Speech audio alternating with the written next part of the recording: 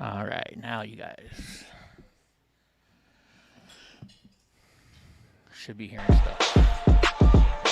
You can't hear me? You are now witnessing the Eddie Block and Drunk Uncle Show.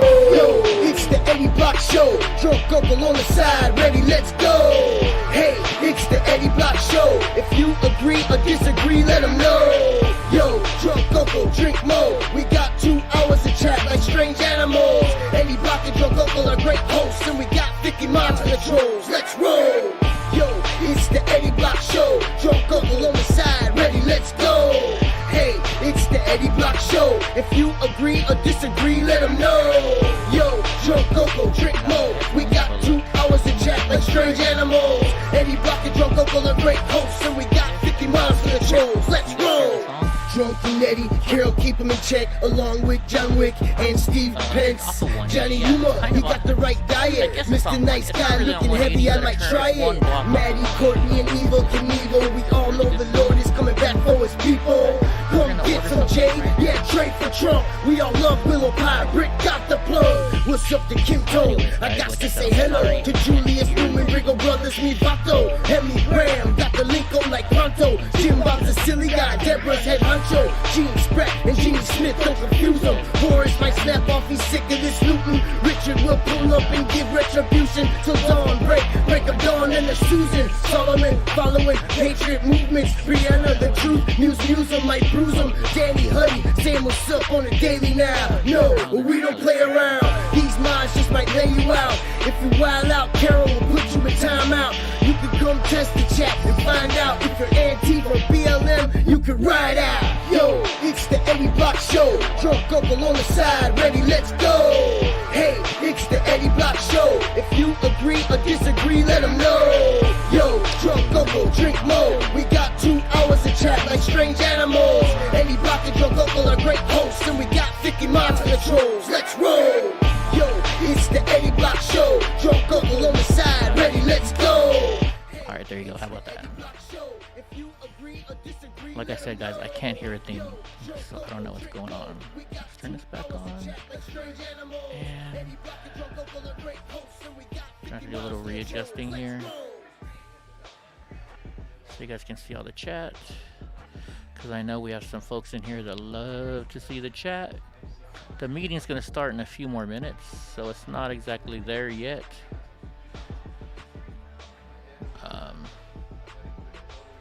There we go.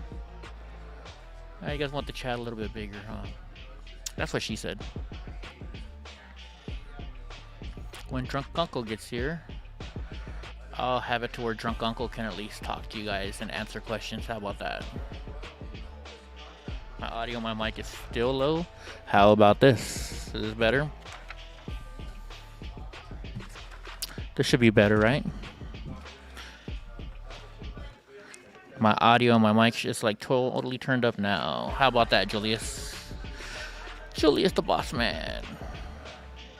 Well, you know, let me open up Zoom so that way Drunk Uncle can show up here in a minute.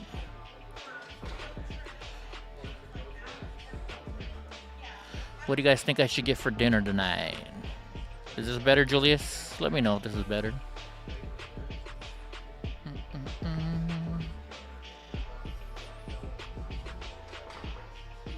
Alright, I'm connected now. I don't see Drunk Uncle yet. So how is everybody tonight? Is there anything good in the news? Like I said, guys, I can't hear. I don't know what's going on. Is this on 180? No, it's right off of 180. I said that a few times. It's right off of 180.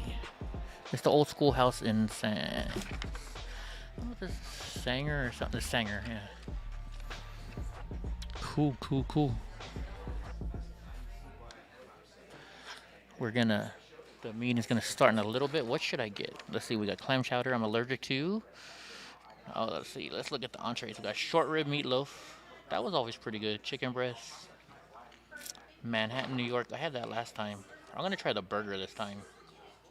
That's what I'll do. I'll do a burger this time. Trump's on Newsmax right now? Right on. Let's see, how about... Let's see, my song should be over now. Let's play a little bit of fun stuff. Donald Trump don't trust China. China is asshole. There you go, right? Everyone's saying Biden's going to get impeached. Who's saying that, though? That's the question. Who's really saying that? What's up, Minnesota madman? I don't know who's saying. See, we got to figure out who's saying that. I can't even do any news right now. It really sucks because Tucker had the DNA test on his show. DNA test for what? What's the DNA test for? Oh, and I already got people. Yep, that's exactly where it is, Fox Rocks. That's where we are right now. You got it right, Fox Rocks.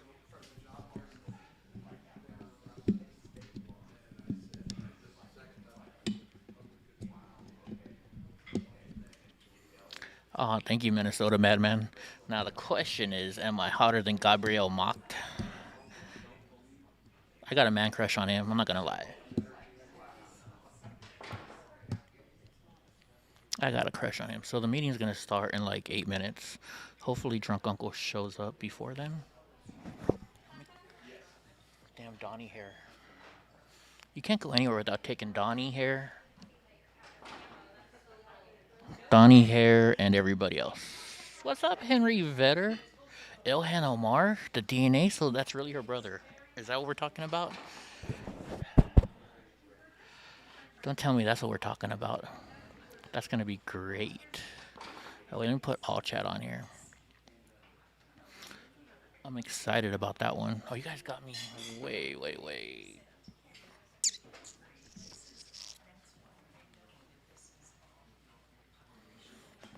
I'm gonna use this camera for the show so you guys can do it.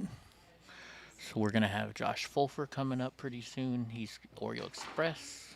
He's gonna be talking about the border crisis. We're at the Fresno GOP and the Kings County Conservatives here in the Central Valley. Let's see if I can do this. About this. Nope, that's where it is. And it's going to be a good show, hopefully. I do this once a month for the Kings County Conservatives. We're going to order some food. You used to have a man crush on Channing Tatum. Oh my gosh, Minnesota Madman.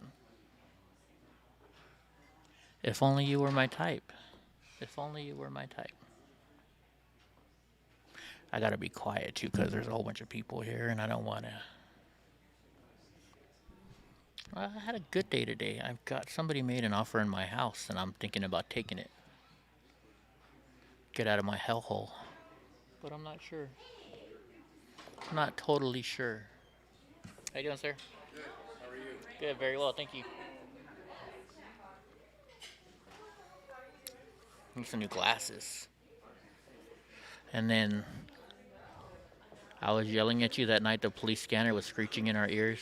I wasn't yelling at you. I was just saying you could turn down the audio.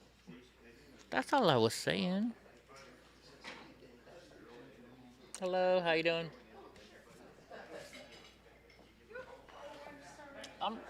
Excuse me, miss. Try and get my waitress. Eddie's hungry. What's up, Eden? Y'all ready for some this and that? What are you doing here? How you doing? Pretty good. Good? Yeah? Yeah. Right on. Before you leave, you have to let me interview you. Oh. We're live right now. Oh. You want to say hi, Noemi? Okay. Hold on. Here. I don't know. Here, I'll give you the microphone. You can say hi to everybody. Let me turn it around. So I went to Fresno State with this young lady. Hi, everybody. Say hi. Hi. Who am I looking at? Right here. Oh, okay. Oh, so, wait a minute. Yeah, you're right. So what are you doing here tonight?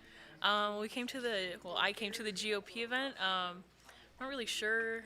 I know there's going to be a speaker or something, right? Yeah, Josh is speaking. Okay, sweet. So yeah, I'm here to learn more, get to know more community members who are also involved in like local politics, and just learn more about like what we can do to just help save the area, the little we have left here in California. So are you still at Fresno State? Yeah. And so what kind of projects are you guys doing at Fresno State right now? Well, a lot of us are trying to still fight the vaccine mandate, which is on campus. We're trying to figure out if we can either sue just individual campuses or like the whole CSU UC system. We're still trying to. It's insane how like little free speech we also have on campus. So might sue Fresno State for having such like restricted access to free speech and for what we can say on campus. And then I want to do some more like pro-life stuff, but that's what we have. Remember, from my age, you can say whatever you want on campus. Exactly. Fresno State is a free speech campus. Absolutely, yeah. So like they won't really like do anything to like counter what we're saying, but there's like a lot of like technical restrictions that we just want to like make sure like are not even on there. So campus bureaucrats, we're coming for you. Right on. Now, are you guys still doing stuff for against Planned Parenthood and stuff like that? Yeah, so we want to like more sidewalk counsel and have more resources available to pregnant and parenting students and just like educate students on why we do not need campus abortions or abortions on campus, because there was a bill 2019 2020. It was SB 24. It got passed, allowing campuses to in the UC CSU system to distribute the abortion pill RU486. And so we've just been trying to combat that, repeal it or stop it. And with what happened last year with COVID and everything, they had to take some of that funding away. There's like so much that went on with that, but I really want to like know like what's going on with that and figure that out too. Yeah. Well, thank you. Anything else you want to say before you go? Follow us on Instagram. Let me see what the Instagram. I was actually going to text you to tell you to come tonight, and then I was like, I don't know if you want to come or not. So I live kind of close here, so I was like, yeah, I'll go. Let me see. We have a meeting here every Wednesday, every third Wednesday of the month. Hey, okay, that's cool. So for the Students for Life page, it's Fresno State SFL. For the Young Americans for Liberty, which is a more like non-profit, non-partisan club that I help lead, it's YAL_FS. And then my personal Instagram is NOELI_AGUIRRE. So thank you for having me, Eddie. No problem. All right, thanks. Bye. All right, Chico, we'll talk later on. Awesome. There you guys go. That was one of my fellow Fresno State students. Oh, whenever you're ready, I'm ready. I'll go for the burger. The burger? Yeah, All right, and temperature for you? medium rare. Rare. Perfect. All right, guys. So there you go. Yeah, Portland. I'm gonna have a long drive to Portland on Saturday. It's like 10 hours. 10-hour drive. I'm not looking forward to it. So see, we still have good young Americans, right? Everything's good here. Yeah, she's awesome. She's a good friend of mine, I guess. So yeah, it's gonna be pretty cool, guys. Drive to the Antifa Heartless garbage. Yeah, it's gonna be bad driving to Portland. Oh yeah, no, Ellie, I'm gonna be in Portland Sunday. We're having a big anti-Antifa rally, and Antifa's gonna be showing up, so it's gonna be a big old huge at Tom McDonald Park or something like that. I'll send you the link. I'll send you the stuff. You'll like it. It'll be interesting. Somebody got stabbed last weekend, so I'm sure something like that'll happen again this weekend. What's up, Henry? How's it going over there? Yeah, Willow's excited. Willow gets to take care of Donnie J this weekend. Are you having a hot beef sandwich with mashed potatoes and gravy? No. Today I'm having a burger. An all grass-fed burger. So it's 6:30, so they should be starting any minute. Oh wait, I forgot to see if Drunk Uncle's here yet. Sorry. There he is. There's Drunk Uncle. So Drunk Uncle is going to be talking for you guys today because Drunk Uncle, if you don't know, my headphones are not working, so I don't have any headphones. So you guys, so you can't hear a thing I'm aren't gonna be saying. hearing Drunk Uncle at all. So I can't hear a single word you're saying, bro. I don't know how loud you are. You know what, Drunk? Fuck you too, bro. I don't know what the hell he's saying. So, Drunk Uncle, you're going to be running the show tonight. You can tell me if the sound's too loud, if it's not loud enough. Let me put Drunk Uncle up here in the corner, like we always do. And because I'm not on my normal screen, everything is the wrong size. So we're gonna have to resize everything. Hey, you guys don't by any chance have a set of headphones, do you? Set of headphones? No, my headphones broke. Darn it, I thought you girls were young enough to have some headphones on you. I have the most romantic eyes. Thank you, Eden. Thank you. Let's see, Drunk Uncle, let's put your photo up here. There he is. There's Drunk Uncle. All right, Drunk, you're running the show tonight, buddy. It's all you. I gotta be quiet when I'm here anyways, right? How you doing, sir? Ask Josh for... No, I'm not gonna ask him. If you get too close, you're gonna be online. I know you don't like being online. Oh, I thought you were gonna say something. Hello, Kim. How you doing today? Oh yeah, I'm on right now. Can the people in the chat hear me? Can you hear me in the chat? Drunk Uncle, you suck. I've asked No. everybody for headphones and nobody has them. Oh, you know what? Hold on, I got some stuff.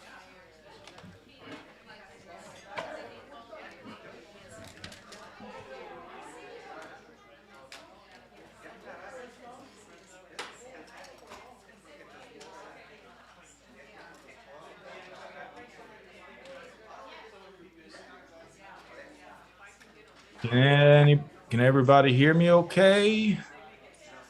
Check 1, 2. Testes, testes, 1, 2, and 3.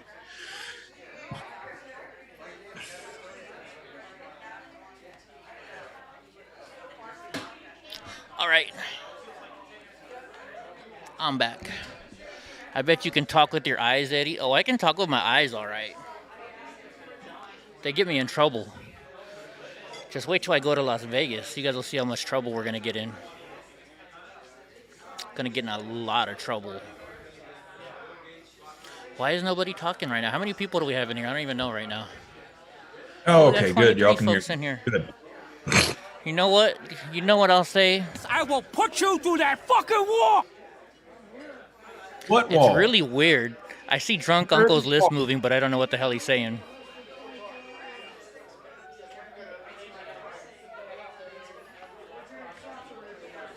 Hey, it's my birthday tomorrow. Who's gonna buy me some new headphones? How about that?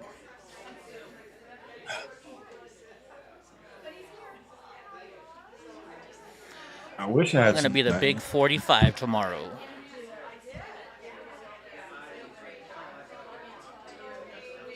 Did I say Noemi or Noeli? I can't remember. I know her name's Noeli.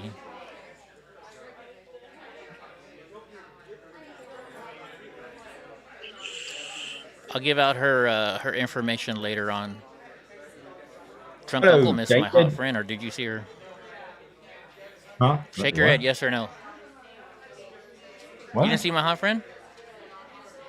Huh? All right, the perverts in the group want to see the hot lady, so.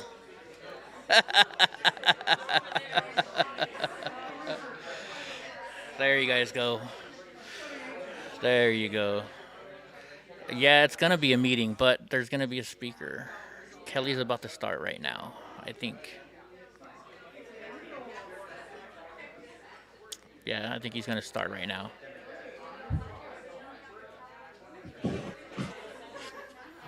I will buy you. All right, let me turn up his microphone. Here we go. Hello, how you doing, ma'am? Okay, looks like we got a full house. I'm excited. Welcome. We could all sit down and put on our little attention hats and all the stuff that we used to tell our first and third graders. How many teachers are in the room? Okay, we all know about that stuff. Okay, teachers. All right, how's his microphone? They shared a lot. His microphone good? Okay, so first order of business is a prayer. God Wish I before had country. another set I could send from So I'm going to ask a dear friend of ours to stand and lead us in a prayer. If you'd stand, please.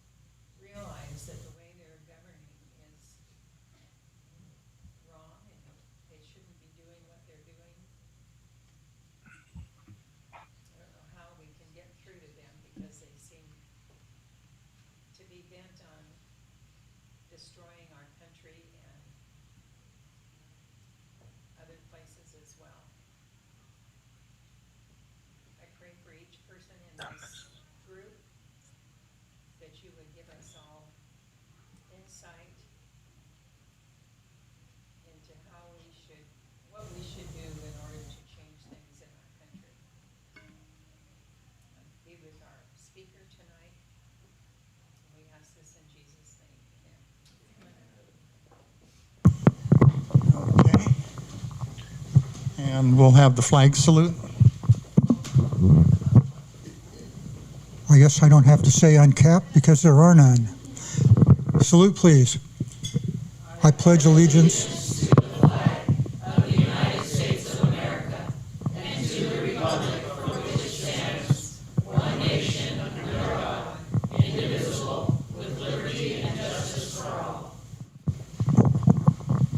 Thank you, John. Thank you, Pat. Okay, I'm Kelly Brooks, for those that don't know. Been in the conservative movement since 2009, and we've had this little group every month, mostly every month for the last 11 years. And today we've got a guest speaker, and we'll have him introduced and come up in a few minutes. But first, I've got three things to talk about. Anybody in this room recognize this flag? Yeah, the green one. How about this one? Does everybody recognize this one? You're scaring me. Okay. That's the green movement flag. Is this the green movement flag? Okay, there was a bunch of guys in 1840s, 50s, 60s, and they didn't like what New York was doing to eastern New York province. They were known as the Green Mountain Boys, and they used to tie up the revenuers. Malicious mischief. They didn't really hurt anybody. They harassed a lot of people. But during the Revolutionary War, you all know there was an attack on Boston, right? After the Tea Party. Oh, that just happened in 2009. What are we talking about? Oh, no, this is the original Tea Party, where people actually threw tea into the bay over the Stamp Act and taxation without representation. Sounds like last week here. So, the Green Mountain Boys are notable for three battles. One's known as the Battle of Bennington. You all know there was an attack. They actually made an incursion into Canada to try to attack Canada and keep them from coming down into northern Vermont and northern New York. But they also fought with Benedict Arnold, who we have kind of a love-hate relationship with because of him and his Hamilton issue. But they attacked Fort Ticonderoga. Now, the night they attacked Fort Ticonderoga, the Ticonderoga British troops were having a big party. They were all stone drunk. So when Benedict Arnold and the Green Mountain Boys, Ethan Allen and Sam Allen and a few others, they ended up being about 600 guys total during their heyday. They took over Fort Ticonderoga, and that's what they're known for. Does anybody know the impact of taking over Fort Ticonderoga? Don?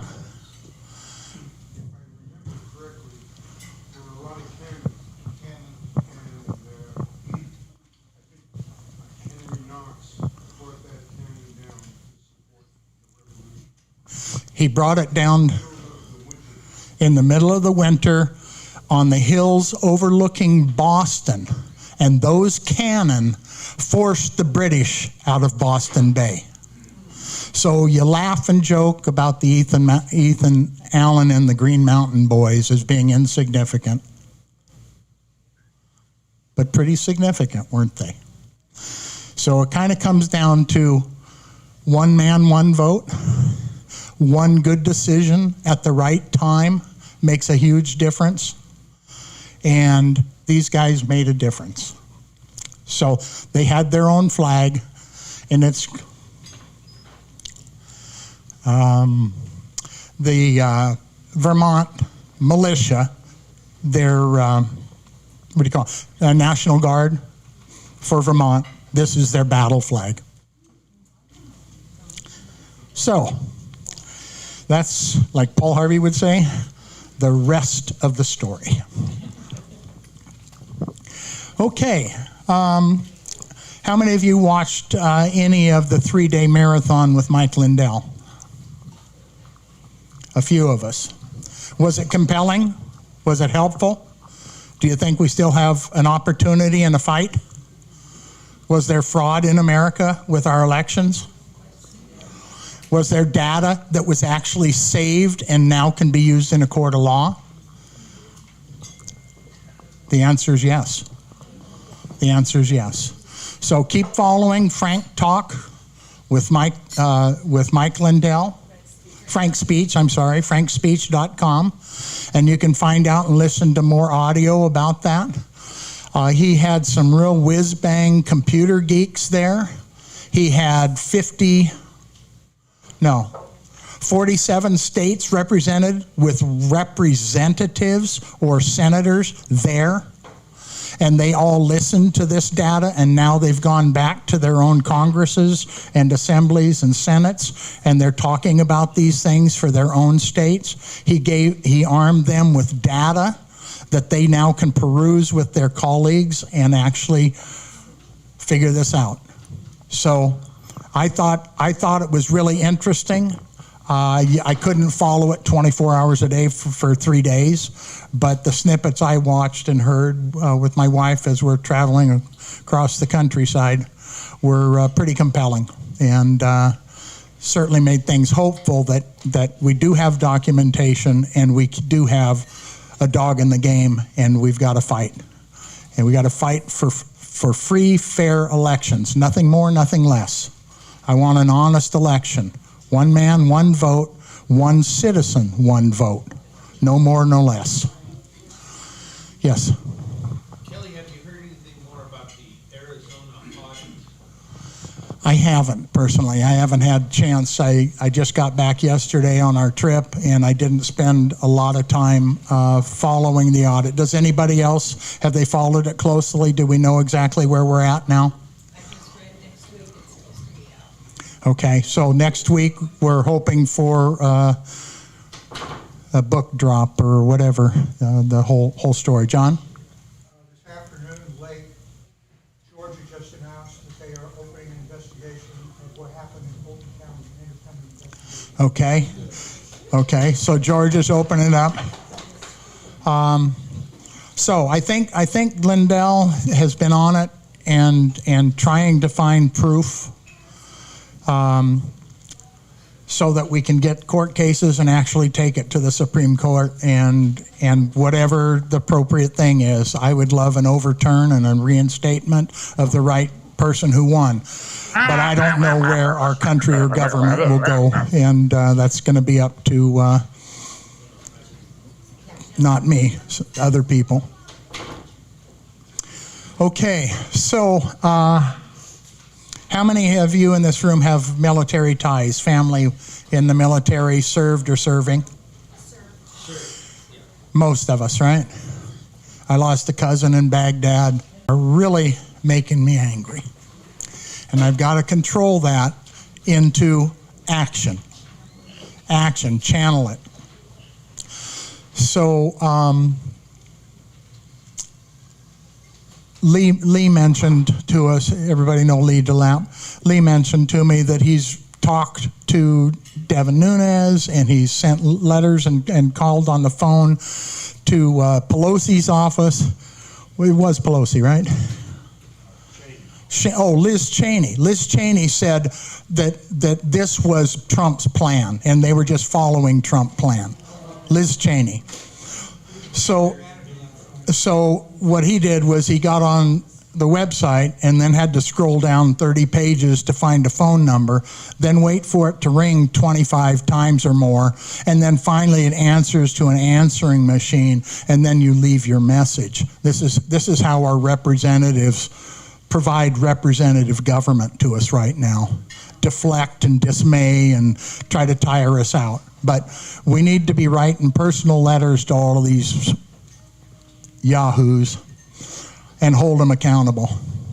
And hold them accountable in this next election.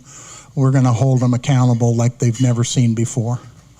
19 senators voted for this travesty of a bill, and I joined the Tea Party when there was $7 trillion of debt. That made me angry because my kids and my grandkids had debt that I knew we couldn't pay. What are we now, approaching 30 trillion? They're trying to spend $7 trillion in 1 year. And $7 trillion in 1 year. Buying votes, not improving lives of America. The personal stories that I've heard on TV and radio are crushing about our exodus from Afghanistan. So I don't think, I mean, if we spent time on that right now, it'd probably be too much. But needless to say, we need to watch it. We need to hold our people accountable, and then we need to help people that need help.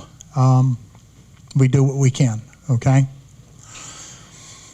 Alrighty, Connie, I need to turn this over to you because this is a joint meeting of the Kings River Conservatives and the Fresno GOP. Check out that shirt. Yeah, so this is a joint meeting. Our fearless leader is here, Fred. So this is Fred Vanderhoof. And a couple of members are here. And it's great to see some new faces. Really, really wonderful. And I really appreciate that. Our Board of Supervisors person is Buddy Mendez. And then we have four, what are we called? The four people from this district, that, Matt Caceres and Frank Rodriguez. Just members of District 4, yeah. So I guess we are there for, if you have any questions or anything, you can call on us. And so anyway, but especially Buddy Mendez. And so one of the main things going on this month, of course, is the Gavin Newsom recall. And I have some, well, did you get your ballot? We got the ballot. And there's all these instructions, and at the very bottom, it says yes or no on the recall. It's like, oh my gosh, somebody's going to miss that, right? It's like, oh my gosh. And then you flip it over, and there's like 65, however. And they're not alphabetical, so you've really got to hunt and peck for what who you're going to vote for. So we had a member that wrote, or that copied this, California recall recommendations, and so we can pass those out. And if you'd like. We have some few ideas on what would work well for our state, I believe. And also, if you would like to help, we have a brochure for that, a little flyer for that. If you'd like to do some calling or walking or anything like that, we've got a flyer for that. And there's people to contact if you'd like to. You could call at home or anything if anybody wants to do it. And also we have recalled Newsom signs. They're 4 by 8, and they're $70. But they will be put up for free if anybody is interested in having a sign, if they have a real obvious place on the road. So, and that's Matt Caceres has those. I got this today. I have 2 or 3 more if we want to pass them out. Oh, great. Okay. And that's hypocrisy, yeah. And there was a list somewhere of all the things that Newsom has done wrong, but that goes on and on, So, and then also coming up this week is the Medical Freedom Rally, and that is on Sunday, if anybody's interested in that. It's on your little agenda, so just the place and time and everything. And it's this Sunday at 3 o'clock, and it's at Fresno R and First Streets downtown. And I think a lot of people, the first one they had about 100. It was, I think, well, I'm not sure where the first one was, but the second one was at St. Agnes, and there was about 300 people. Nurses are very angry because if they have to get vaccinated to work, it's getting really, really dangerous, I believe. And especially the schools and the school kids, the university kids, to force them into an experimental drug, that really, really angers me. We don't know what it does to the reproductive system, anything, So anyway, that was my personal feeling, but I think that to be forced into anything is just not good. Also coming up, just for another quick thing before our speaker, and that is there's the first Liberty Town Hall, and that is our own Sandy Terosian. She spoke here first on critical race theory. And so she's going to expound on that. They have a hall in Clovis, and it's going to be September 11th, Saturday, 6:30 to 8, and it should be very good. It's at the Clovis Senior Center, and the address is on your agenda. And also I have some Hillsdale brochures. If anybody doesn't get Hillsdale, it's really a great article on critical race theory. So, okay, if anybody has any questions, we do have some flyers around here. What's that, Ernie? Anybody feel confident that we're going to have a fair recall election? I know. I have my I don't think we are. That's pretty frightening, but we still are going to try, and we want to get in there. We got to vote no. Election Integrity Project. Yes, they're working very hard. And I've heard it twice now. It's very important we do not mail our ballot. We go in person. Right. We have to find out where we go in person because it's handled by a lot fewer people. But for instance, the ones that were mailed, they were opened up, etc., and they got to the military votes, and the one kid was talking with another, and they were young, and the computer, she wasn't checking the ballot, was it really that? And it was B, B, B, B, B, B, oh, there's a T, B. I don't think so. And she was putting down the computer what the guy was reading. This is all vote by mail. That's why we're really told don't do it. We have to learn. And don't do it. No drop off because it's handled by 2 or 3 people that pick them up. Then they go downtown, they open them up, and there's 5 or 6 or 7 people that go through these ballots. Yeah, Martha? Can we trust them? Today, our registrar of voters had a second meeting that all the public was invited to. I know that for a fact that probably thousands of emails went out, and there were 10 people there. I was one of 10.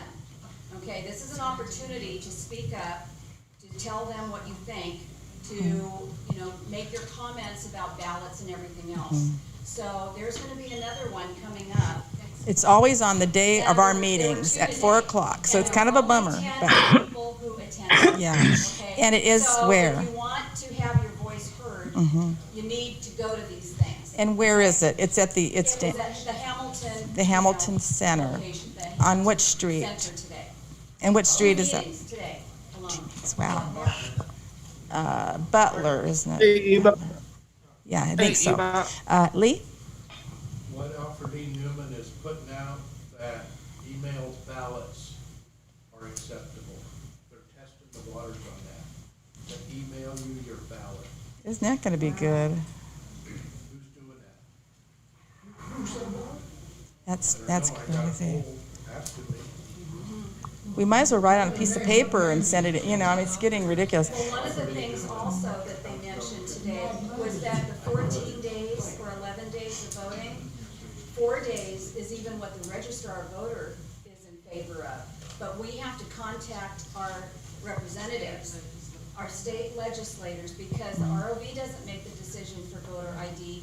Local people don't make the state. the decisions. So if you want anything, write or call your legislators. Mm-hmm. Those are the people who have to hear it. Right. Another question in the back there? Are there any updates as to who the front runners are for the Republican candidates for the recall? Any more updates? It's been Larry Elder. And so Yeah, I think so, and I think he's got the best name recognition, and I think he would do a better job. Fred? Larry Elmer is at Jim Franklin's church this Sunday, Markston. And then later next Sunday from 2 to 4, he's at the Willow International Wow. Clovis North Theater. Wow. Yeah. What website? The GOP website? Yeah, I wanted to repeat what Fred said for. Oh, Matt can do it, huh? Yeah. Hey, Matt. FredOnGOP.org. Go into the recall section. It has where you can vote, how you can vote, how to volunteer, how to be a poll watcher for both the ROV and at the vote centers. So. Right. And all the events. Would it have the Larry Elder thing on there too then? Oh, awesome. Would it have Larry Elder? Hey, Connie. All over Facebook, on our Facebook, and we just email blasted it today. Oh. So also for everybody, when I voted in Madera last year, I brought in my ballot and because I wanted to vote in person. The lady took my ballot and she put it on the side. I said, no, I want to see you rip it up. She's like, why? I'll do it later. I said, no, I want to see you rip it up right now. So make sure they rip it up, because if they don't, then later on, who knows what they're going to do with your ballot. They're supposed to write spoiled across Is that what they're supposed to write across there? Okay. And then So they give you, then they give you a new paper ballot there, right? Yeah. And stupid me, I gave him my ballot, and you won't believe what I did. I voted on a machine. That was really dumb. I know. But anyway, so anyway, okay. Well, that's some good news going on here then. Okay, so now for our guest speaker, it's Josh Fulfer. And Josh got involved in political kind of things, I guess, about 8 or 9 years ago. And he went to a school board meeting. And when the girls were going into the boys' bathroom, and he had children and was getting concerned. And you've been, then you got threats that morning, right? Yes. And so he had to talk to his family. Do you think we should still do this? Because it's kind of scary. And they agreed that you should do that. And so he's continued on, and now he goes around the nation a little bit doing some things. So he's having a little back issue, I guess, but so that's why he's having a little trouble. But other than that, you're great. So, yes. So, and he's with the Oreo Express. Is that? That's my media platform is Oreo Express. Okay, and you can go online and see that too. Yeah, pretty much all platforms right now. Okay, super. So here is Josh Fulfer speaking on the truth about the southern border. Thank you, guys.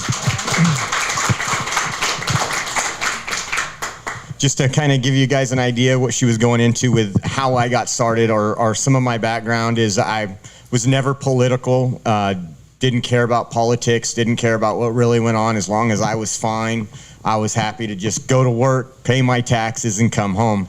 And that started changing when they started playing around with healthcare, because I did have a history when I was younger working in the healthcare industry. So I started getting involved. So it was the Tea Party. I started going to a few Tea Party meetings, and I didn't latch on to the Tea so much. I went to a few of their meetings. I educated myself, but I didn't feel it was my responsibility to tell anybody else what was going on. And then I started hearing stuff going on with my kids at the school district level. I attended a board meeting, or actually a PTA meeting was first. I was the only guy in the room, all these moms in there, and here I am coaching soccer and doing everything else. I was like, this is not for me, you know? And I started getting information that CUSD was allowing boys and girls locker rooms and bathrooms. And I was like everybody else, this is not happening. This cannot happen. Not in Clovis. California, oh, absolutely. Let's go to San Francisco. It's probably the norm. But here in Clovis, this is not going on. So a mom came forward, and the school district came out and lied about it. And as soon as the representative, Kelly Avance for CUSD, came out and lied, I was like, oh man, we have some bigger fish than this. If they're willing to lie about this, what else is going on? So I ended up I went to every school board hearing religiously. I was in there to the start till finish. I wasn't a speaker at all. I'm still not a speaker. I only do it because it's my passion, not because I'm good at it.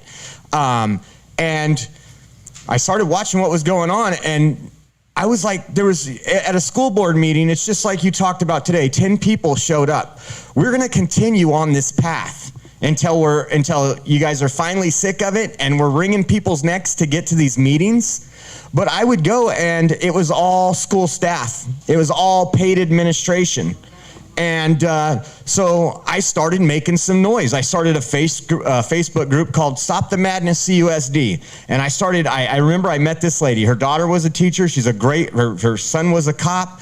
And she felt like I did. And again, we're called extremists, right? That's the name for us now if we care about our kids or anything else, extremists. So this group grew to like 2,500 people.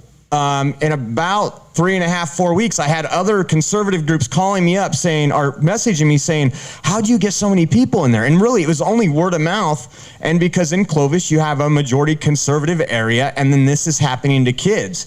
So to make a long story short, I continued going. I realized that the problem wasn't Democrats. The problem was actually the conservatives, or the so-called conservatives that were elected on the CUSD school board. Because they said they were going to do what's right, but time and time again when it came to voting, they looked at the ACLU, they looked at the NAACP, and they looked at the lawsuits and said, you know what? We're just going to take the easy road out and we'll piss off some conservatives. And so, and again, yes, this is state law that this can happen. So we were asking our school district, hey, can you go and fight this state law? We'll be right behind you. We'll support you financially, all these things. And I learned so much while doing that. And again, a lot of what I learned is I was alone. Like tonight, you would expect with what's going on right now to have 500 people here. And that's what we could hope for and pray for. But it was the same thing back then. So I took that and I started just getting involved in all politics, whether it was the border, whatever it was, and started traveling to the state capitol for the rallies and things of that nature, meeting a lot of great folks. So with that said, the first time I spoke at a school board, I came home and I was nervous. I looked at myself. They put me on TV, of course. And the next morning, I'm on my way to work, and I get to work, and I start getting these text messages. And I'm like, have you seen Facebook? Have you seen the Fresno Bee post? I'm like, now literally in this message that I sent, I said, it is not right or morally correct for boys to be changing next to girls. I start looking on Facebook. My home address is on the Fresno Bee post, not the actual Fresno Bee, but in the comment section, pictures of my daughter, pictures of my son, and let's just say I had a lot of cuss words at this point, and I took a little break, went outside, and I called home because home didn't know about it. And I was like, oh, I'm going to get in a lot of trouble with my wife. I was like, she is not going to go for this. So I went home and I talked to her, or I called her and I was like, hey, don't panic. My exact words were, grab the gun just in case anybody comes to the house today. They're putting me out there, calling me a bigot homophobe in the Fresno Bee because I don't want boys to be changing in girls' locker rooms. So I got home, I really started thinking about it. I got a call from an elected official and said, hey, you either step out now or you go in full bore because your life will never be the same. Right now, you still have an opportunity to get out of this arena. And so I sat down with my family that night and I said, this is what I want to do. It might affect our livelihood, our food, my job, but I think it's the right thing to do. And my daughter was young, so she just went along with everything. My son was just joining into high school, and my wife's like, well, you know, I think you're doing what's right. And so I said, okay, then we're going to go 100% with this. And I opened up a political action committee literally within 3 days to, expose what, our own conservatives were doing on the school board, try to get true conservatives to run. And since that, it has not stopped. And again, well, each one of you in this room is considered an extremist by the left. You really are. If you want border security, you're a Nazi. If if you believe in traditional values and marriage, you're a bigot. There's so much stuff that they have coined the terms, and it's worked. It's worked with many in our own party. People that might get a little scared and say, well, we can't be next to that person. That Fresno Bee doesn't like that person. The Fresno Bee does not like anybody that stands for American values. So let's fast forward. So just recently, after the November elections and what we seen there, we seen an uprise at our southern border. And we seen thousands of people crossing per day. So I have some friends that do exactly what I do. We got together and we went down to Texas. We went there twice, probably about 2 months ago and about 2.5 months ago and about 7 weeks ago. Both times for about 6-7 days. The first time I went down there, there was a gentleman by the name of Mike Miller. He is Warriors for Ranchers. He has a nonprofit, Warrior for Ranchers. He contacted one of my other friends and said, you know what, I need to get this story out. I live in this town that's 80 miles north of the border, and we are overran right now with criminal illegal aliens. Not your families looking for a better life, but actual criminals. And so we ended up, okay, so he has a hunting ranch with little, like, I guess, condos, little areas. So we had a place to stay and everything. It was actually absolutely beautiful. I'd love to go back there to hunt. But we sat down, we got there, we sat down with him, and he started explaining everything that was going on. Now, this is 80 miles north of the border. He's talked about the break-ins that he's had on his property, what he deals with. He had a great relationship. Literally, his property, when you get out of his property, less than a half a mile away was one of the Border Patrol Station checkpoints that we had to go through every time we came in. It was 80 miles, Uvalde, Texas. And so the first night, he took us for a little trip around his property. And, you know, we were filming and everything, and he's like, okay, see this? And you could see fences that were just recently cut, fences that had been, you know, taken down from the top from people climbing. You can see the debris left behind, and this is on his hunting ranch. And I was asking him, I was like, so how far are we from the border? He's like, 80 miles. I was like, so how do they get 80 miles? And he goes, you'll see that tomorrow. And I was like, all right. So the next day we go to, I believe it's Valverde, Texas. We were next to the Rio Grande River. And so I'm sitting here, so I go do this stuff a lot. And a lot of times we want to catch stuff in action so we get that shot, right? And I was worried, man, I hope this trip, you know, that it can wake some people up. For the entire time we were down there, it did not slow down. We pulled up to the Rio Grande River, and here's about 40 people that had just walked right across the Rio Grande and looking for Border Patrol. So I only get to see what I see on the news. I'm like, wait a second, why are they literally going towards Border Patrol, and why are we not doing anything? Like anything? And so we get out there, I start filming, and I'll be honest, some very sad videos. Some things that you would never want to see your family going through. Some of these people, you know, are fleeing things that they feel they can come here and better themselves. But that wasn't the majority of people. Luckily, if you guys have a chance and you have notes right now, write down Border Network News. It's my friend Anthony Aguero, who is probably on the border right now. He's actually moved to a spot in Texas closer to the Rio Grande, so he can report on this 24/7. He has some incredible stuff. So we start walking across this bank, and we could see they have lookouts, and it's not hard to spot what they're doing. But on the other side of the Rio Grande, people over here, a guy in a car, and I'm filming all this. And one of the cartel members walks across the water, and when he gets halfway, he starts going like this to somebody we're with, because we're filming, you know, we'll cut. And I was like, and then so I hear that on the radio. We have radios to communicate, and I hear this. Hey, this guy's saying he wants to cut people's throat, you know. And I was like, I'm gonna go over there. So I get over there. He actually ends up coming over, walking over, speaking Spanish. And again, we had somebody that spoke Spanish, and just saying that he works for the cartels, and that he is personally responsible for 200 to 500 people coming into the country illegally a day.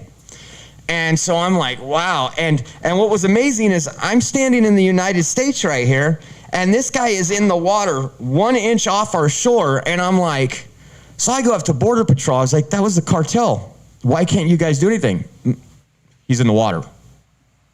I was like, yeah, on our side, if you cut that river in half, nope, it's not the way it works. And I'm like, okay, so these people can do that? He goes, they walk over rafts of 20 to 30 people, help them get off, all while standing halfway in the water.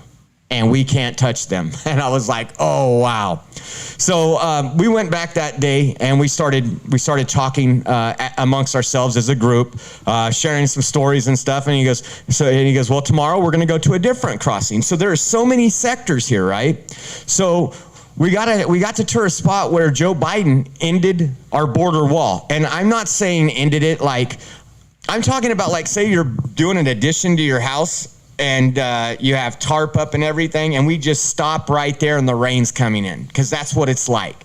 The rain was coming in with the flood. So the next day, this Border Patrol agent recognized who we were and took us aside. And he's like, I'm so thankful you guys are out here right now. You wouldn't believe what we're dealing with. Our hands are tied. We're more like, the way he explained it, when you go to a hotel and you need your bags up to your room, that's what Border Patrol is now.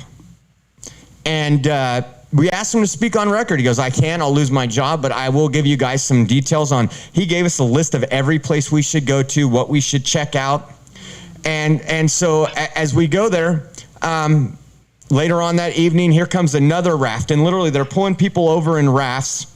And so I grabbed this other Border Patrol agent that had been very friendly. You could tell that they were on our side, because I'll tell you what, there's some that are not on our side that are down there. And it was very frustrating to see those people. But he goes, I want to tell you, and I actually wrote this down. At 6 p.m. tonight, we've had people processed just today from 53 countries. 53 countries. And this is what I mean. The left wants to say, oh, you're so mean against to those people of Mexico. That day and the day before, we did not see anybody fleeing Mexico. These were all cartels that's coming up from South America and other places. Haiti was a big one. Haiti was a big one.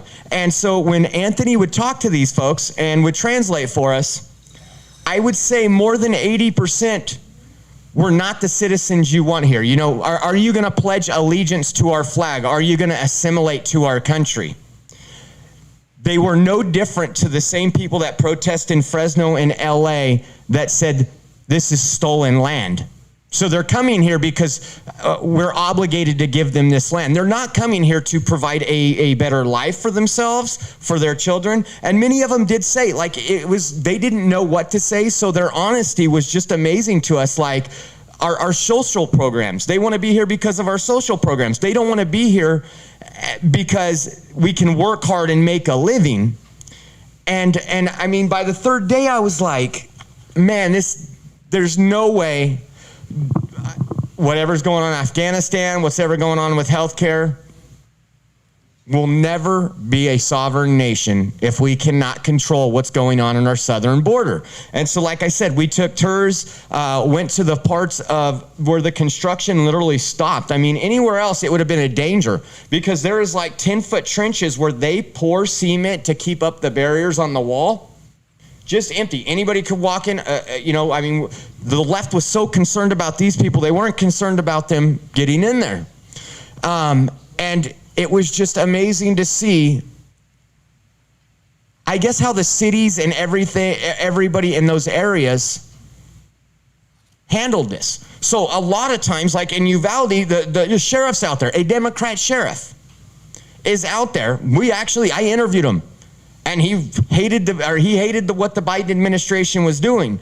But when you get through further in that interview, he still wasn't doing what he was legally able to. He was just going along with it. And he goes, I just want to get him through my county and out of here.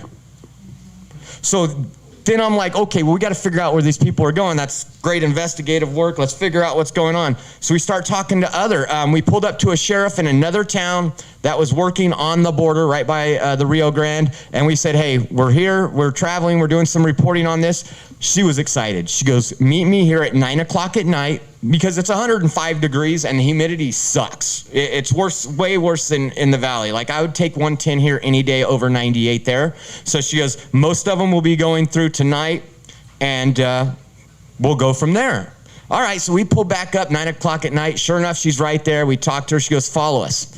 So we follow her into this little area that's blocked off, and most of this is blocked off by the general public. So either you're invited back there or I guess you're trespassing, but they are now doing it behind areas so that we cannot film. They don't care if CNN goes in there. They don't even care if Fox News goes in there because they're not too worried about them exposing anything. They're worried about like citizen journals going in there and actually interviewing these people, learning where they're coming from. So when we followed her, we go back and there is like 250 people just lined up along this little fence. And we're like, wait a second. So they're all coming over, and I start looking, and Anthony starts asking, where are you from? Haiti, Venezuela. Again, nobody from Mexico. Nobody was down there from Mexico. They're all coming in. And so we start asking, how much are you paying? The minimum we found just to get across the river was $100 just to go on a raft across, which is like a 3-minute paddle. But many of those people spent much more money in the neighborhood of $2,000 to $5,000 because the cartel was in charge of their travel into Mexico, through Mexico, and to our border. And when you start learning and you're talking to these Border Patrol agents and you're learning how sophisticated this really is. This isn't a bunch of dumb people that are just pushing a raft across they are organized. They pick a different spot every so many days on the river, not to get people across, but to get their drugs across a half a mile to a mile down. And Border Patrol's like, we are so swamped right here. I mean, literally, I think they had maybe 12 Border Patrol for at one spot, about 580 to 600 illegal immigrants. And you're like, you can't handle this. So we said, well, what's good? So I ended up coming back home, and I was frustrated. I wanted to go back. And so 2 weeks later, we ended up going back, and we traveled all the way from El Paso, which is right where Kamala Harris went, where there's, not that big of a problem. And we drove the 9 hours all the way down to the southeast corner of Texas, to where all the problem is. We stopped in many towns, talked to many people. There wasn't a town that didn't have an issue or a problem. And when I say a problem, it isn't like what it used to be from the times I was there in the past, where they get 10 or 12 coming here and there. We're talking from every direction. You could stand where a park is, and from every direction, there's these little paths through the weeds that go to the Rio Grande. And at one point, you could have 4 paths filled up with people that are coming here illegally.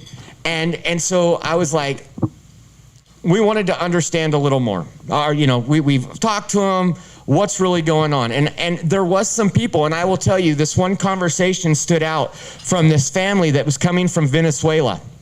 They didn't have the attitude that most of them did. They were upper middle class people. When you look at the people that are coming over, they bring a bag to change into right when they get here. That bag of clothes is more expensive than I'm wearing in many cases. And we documented all this. We took pictures. We did everything. But this Venezuela family starts talking to Anthony, and I'm like, Anthony, ask him this, ask him this. And Anthony's asking him his own questions and stuff, and we're getting answers. He was part of the resistance to Venezuela and the way the government was going into the all-out socialism, communism they have now. And he was very educated, I think like a 6-year college degree, and he stayed there as long as he could. He still wasn't one of those that were, their family wasn't starving. They were kind of in that upper class where they weren't necessarily affected, but they seen what was coming on. And his answers were so much different from what everybody else had said. And you could tell it in his demeanor and how he was acting. He's the people we want actually coming into this country. And he had, like I said, and he was saying, no, I just want to come here. His biggest thing is, and one of his comments, Anthony asked him, do you realize what Joe Biden is doing to the United States? And this man said, pushing socialism, and you must fight against it. I was like, now, if I can promise you, if every person coming over our border thought that, the Democrats, Nancy Pelosi would be on her hands or knees with a brick wall right now, because they would not want people that are going to vote to save this country. And so that was one of the interesting things that was down there on that trip. Border Patrol got a hold of us through social media. Somebody that worked for Border Patrol said, "Hey, come out here. We're going to take you for a ride in our truck." It was an honor, because these people, when you go out there, not everybody's on your side. There is Border Patrol, and I'm going to tell you about an instance. So we're going to this area not too far from. Oh man, I'll think of the name in a minute. But it wasn't too far from McAllen, Texas. And Trump was going to McAllen, Texas to talk about the border problem, because nobody in the Democratic Party was doing this. And so we were going to the border, and then we were going to go to the Trump rally. And so this is, wham, bam, this is going to be great. So we get information from a sheriff. This is where you need to go. There'll be a park in front. You'll walk along this levee, and you'll see everybody coming across. So me and Anthony go down there. We're walking across this levee, and we could see headlights. And then in front of those headlights, there was like probably 21 to 22 illegal crossers. And the headlights was Border Patrol. So they escort them along and tell them which directions to go. So it's not like they're apprehending anybody. No, that was the Border Patrol of the past. And so we get up there, and I have all my camera equipment, my LED lights on. So he looks at us, the guy in the Border Patrol truck, and he goes, hey, so flashed our media badges, and he says, okay. And we catch up to this group, and we start talking to them. And we're talking to them for like 6-7 minutes, and I see headlights coming behind me. And we're walking across this levee. They direct them all to a certain spot, and it's actually behind our border wall. Because the border wall is not right on the border of the countries. Some places it's a half a mile in, some places it's a quarter mile in. So there's a lot of places that citizens wouldn't be, and that's where they're setting up these little shelter areas to pretty much process these folks and let them go. And I'll get into where they let them go, which is horrible. But so we're walking, and he goes, you guys, you need to leave. And Anthony's ahead of me. I'm like, Anthony, Border Patrol saying something. And so this guy gets out of his truck. You can't be here. I'm like, I pulled out my media pass. Why can't I be here? And he goes, no, you can't be here. This is trespassing. And I said, okay, I'll wait for you to get those 22 people, and then I'll walk with them wherever you send them. No. Why not? And he goes, you can't be here. And Anthony's like, well, hold on. Why can't I be here? We're media. We've been working with Border Patrol all day. And this is where you can get the indoctrinated people that are now working for our government. And so he goes, we have a freedom, a free press is essential, and that's why we were out here. Nobody else is reporting on this. And he goes, no, you can't be here. And he just kept repeating that. So there was a little back and forth, and I was like, so what authority do you have on me? And I asked him, I said, I'm a United States citizen. I'm exercising my First Amendment right now. What can you do to me? He goes, I'll have you arrested. And I'm like, granted, he's talking to two American citizens. And that group of 20, 21, 22 people is now 1,000 feet away from him. And I was like, well, wait a second. Don't we have a right to be out? No, you need to get permission to be out here. You can call this sector of the Border Patrol station. And I said, okay. And Anthony's pretty hot at this point. And Anthony's getting ready to go off on him. And Anthony's like, no, we have a right to be here. What right do you have? You're saying we are trespassing. If we're trespassing, how are they not trespassing? And his exact word, well, I won't say his exact words, it's still on the live stream, but it says something like, the new administration has made this clear. And I was like, hold on, what? So he made that American citizens come after illegals, and the guy literally said, yes, this is the new administration, and I'm following orders. I'm like, whoa. And I look at Anthony. Anthony wants to argue, and obviously I don't want to go to jail. So I'm like, Anthony, come on, let's just walk off. We'll be back here.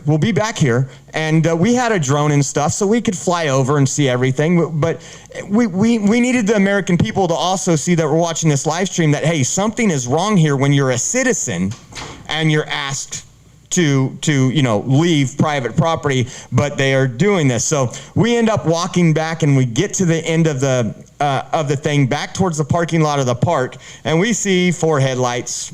We're like, okay, the cops are here. So he called the cops, and he had followed us all the way down the levee, went up past the levee, and came back to follow us up the path to make sure we left. I mean, this is what I want. This is the kind of thing I want to protect our borders. You're doing a good job. Now, if you could just do it to them, we'll be okay.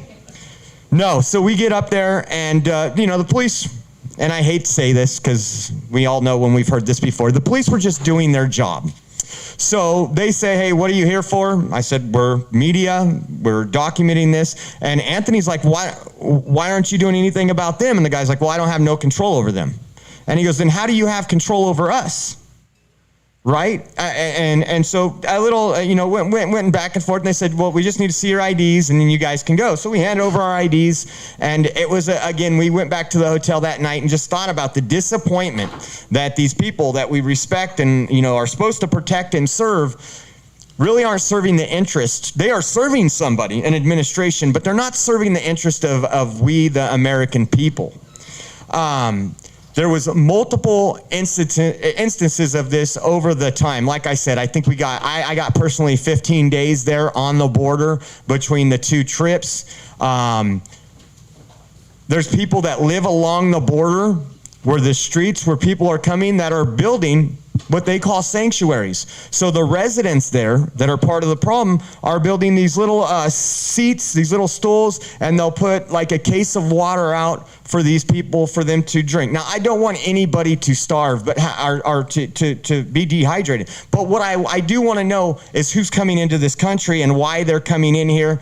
And so we started going deeper we followed one of their buses around, and we seen the station they were dropping people off at. So we get home, we start looking online, what is this station, what is going on? And again, we reached out to the Border Patrol to get some information, not like where you could call Border Patrol, but one of the ones that had reached out to us. And he's like, and so we started asking, okay, so everybody's in lockdown. Texas was you weren't mandated a mask, you weren't mandated anything in Texas at this point. They had actually removed those, Governor Abbott. And so they're like, do you realize how many people are coming across with COVID? And I was like, didn't even think about this. How many? And he goes, we don't test everybody. You have to say you're sick before we test you. And many people are too scared to say they're sick because if they got COVID, who in their right mind would let them into the country, right? Because, and I go, so what happens when they do tell you they got COVID? Nothing. We just asked them to quarantine. And I go, quarantine where? And he's like, well, and then that's where it started unwinding. So they got groups like the Catholic Charities in Texas. And Catholic Charities, they fundraise, they get everything. I don't know how they're able to call themselves Catholic Charities, to be honest with you. A lot of their money comes from left-wing organizations. And so they rent out entire hotels. They rent out entire hotels, and they give these people sometimes 30 days, sometimes 45 days, sometimes 15 days. So we drove by the hotel that one of the Catholic Charities were there. This was supposed to be a quarantine hotel. We drive by, there's people outside, there's kids playing outside. Nobody is wearing a mask and nobody's quarantined. So we planned on going back to that. Unfortunately, we didn't get a chance to go back. But a week after I get home, I see that, I believe, was it Uvalde or Valverde? One of them came out. It's in Hidalgo County. And their city council came out pretty upset. And it was the exact hotel we drove by, and we're going to investigate because people were, these immigrants that came over were inside a Whataburger, and they were sneezing. You guys heard that story, right? They were actually, we ate at that same Whataburger. They were actually sneezing and stuff and giving attitude to people, the actual citizens. Again, they're not, a lot of we have people that will do great things for our city, our state, and our country. But I'm going to tell you, a major majority of them will not. They're coming here entitled. They have this mentality, and just seeing it firsthand, and it's weird, like I said. So to be honest with you, the 15 days I ran into 2 people that came from Mexico out of the thousands. Most of them, like the Haitians, they would come over and we pulled up alongside them because they had passed the Border Patrol and everything. And we're like, and many people had passed the Border Patrol up where the stations were because they are so overwhelmed. These people are just walking down the sides of the roads. Well, we shined a flashlight and they came over actually hoping we were Border Patrol. And when they found out we weren't Border Patrol, that we just wanted to ask them questions, they told us to F off and turned around and kept walking. And I'm like, so these are the people we want in the country. These are the people we want. No, this can't be going on.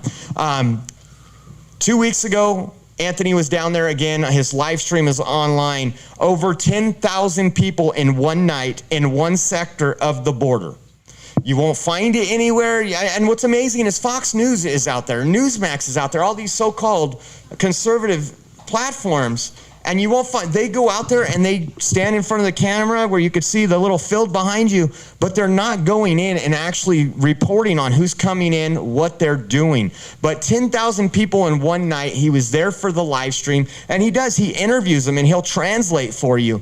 And nobody thinks this is, an issue in our current administration. And I'm telling you right now, it's probably too late to fix the impact that these people are going to have in the country, because it's going to continue. So if you figure 250,000 people a month coming in, Border Patrol told us they average that they only process 30 to 40% of the people coming over our border. So, and one thing that I forgot to tell you, so when I was actually on the Rio Grande, I started going around, and I should have brought them tonight. I wasn't even thinking about it, but we found wallets, and this is all on the live stream. We found wallets, we found other stuff. So we start going through these wallets. There's money in these wallets. There's IDs. You continue walking, and there's more IDs. And so we asked Border Patrol, well, I have all these IDs here. Why are they just leave them right there on the United States side of the border as they walk off? Because they don't want us to know who they are. They're wanted in their country. They are coming here for their freedoms, and they have paid a coyote. They have gotten all the information they need to give us all we need to allow them on their way. It is not hard. I mean, literally, any one of us could go across there and be released in 24 hours right now. That's how quick the process is going.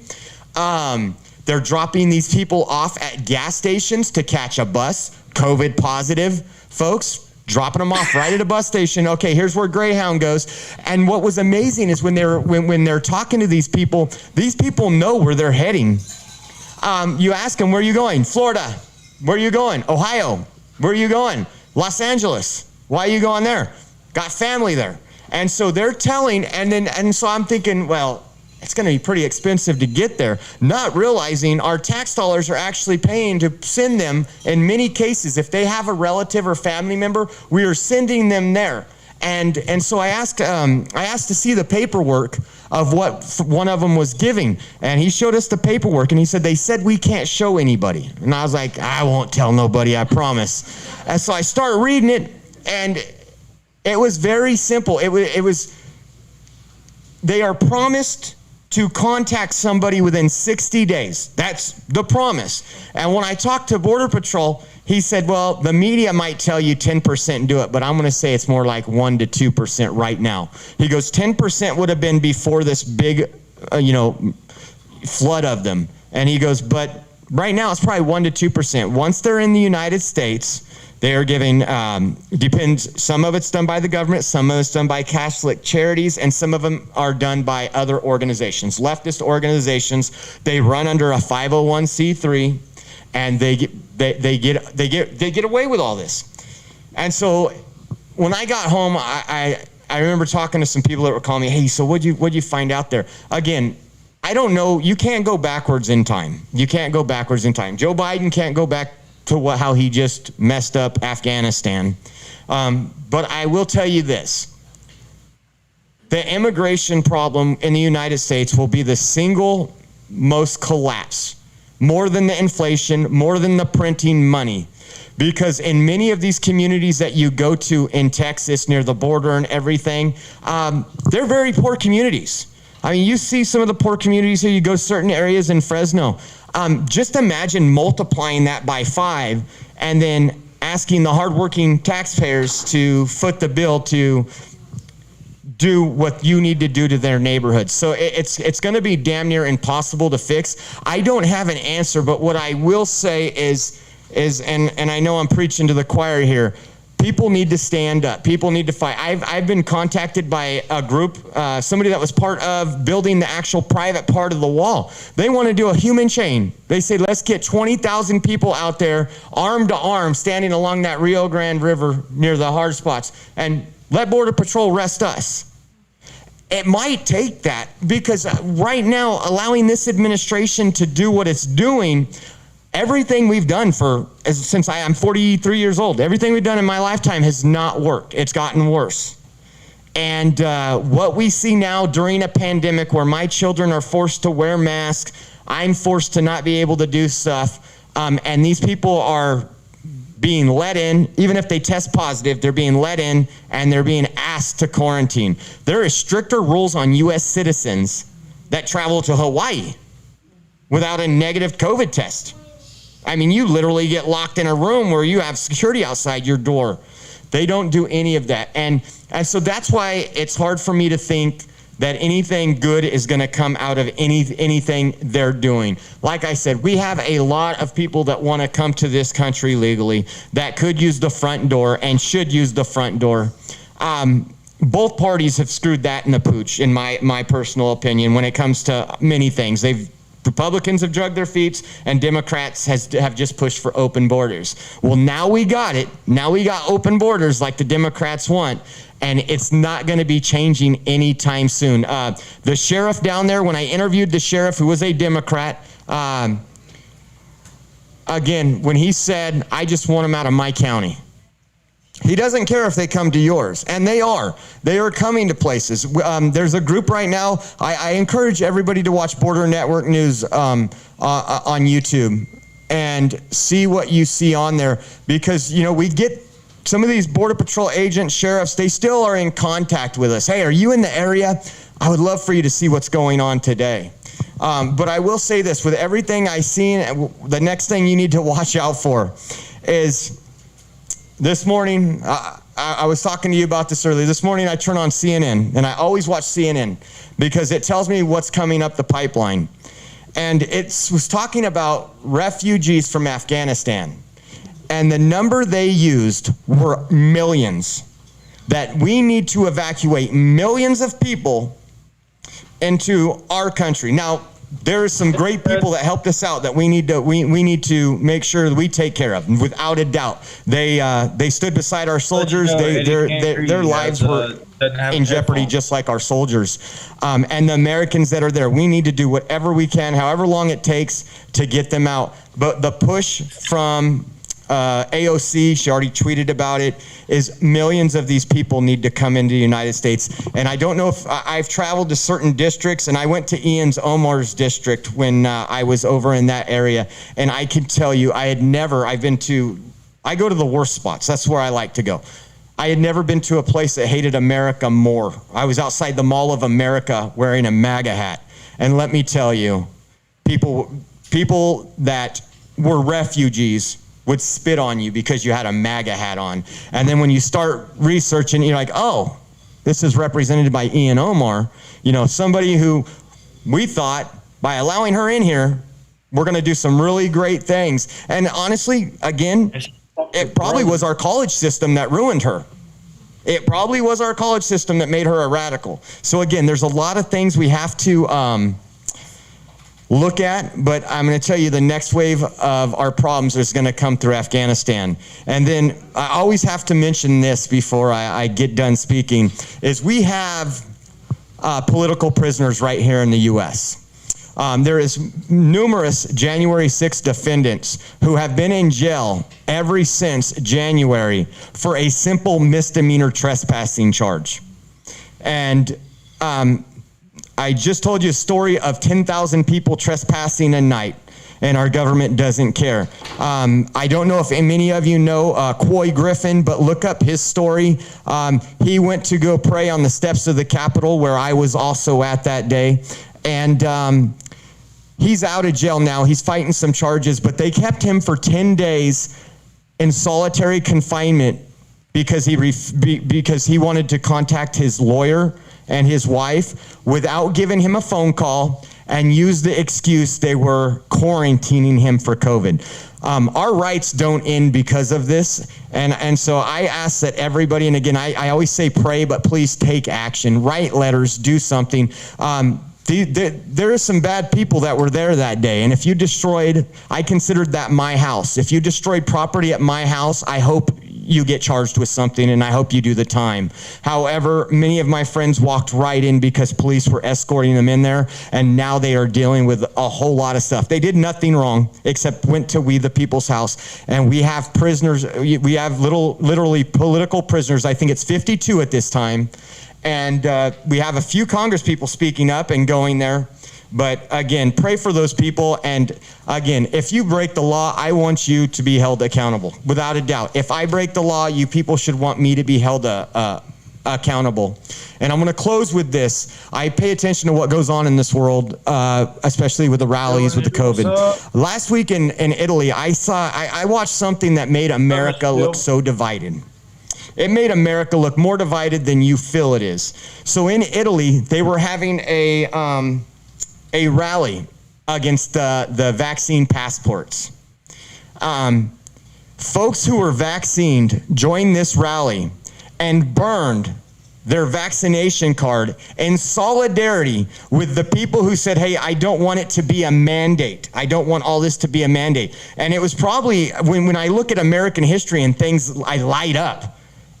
When I watched that, and I had to go back to make sure it was real, and I started watching this video, I couldn't stop. I was sending it. I was showing the wife. I was showing my daughter. I was like, look at this. This needs to be America. How can we get here? And I don't know if we can ever get here with the current media we have, but think about that, because there's times where I'm strong-headed and I disagree with some of the left, but there is a time when we need to come together regardless of differences. And believe it or not, the left is very scared right now to come out against their own. I talk to plenty of people that totally do not like what I stand for.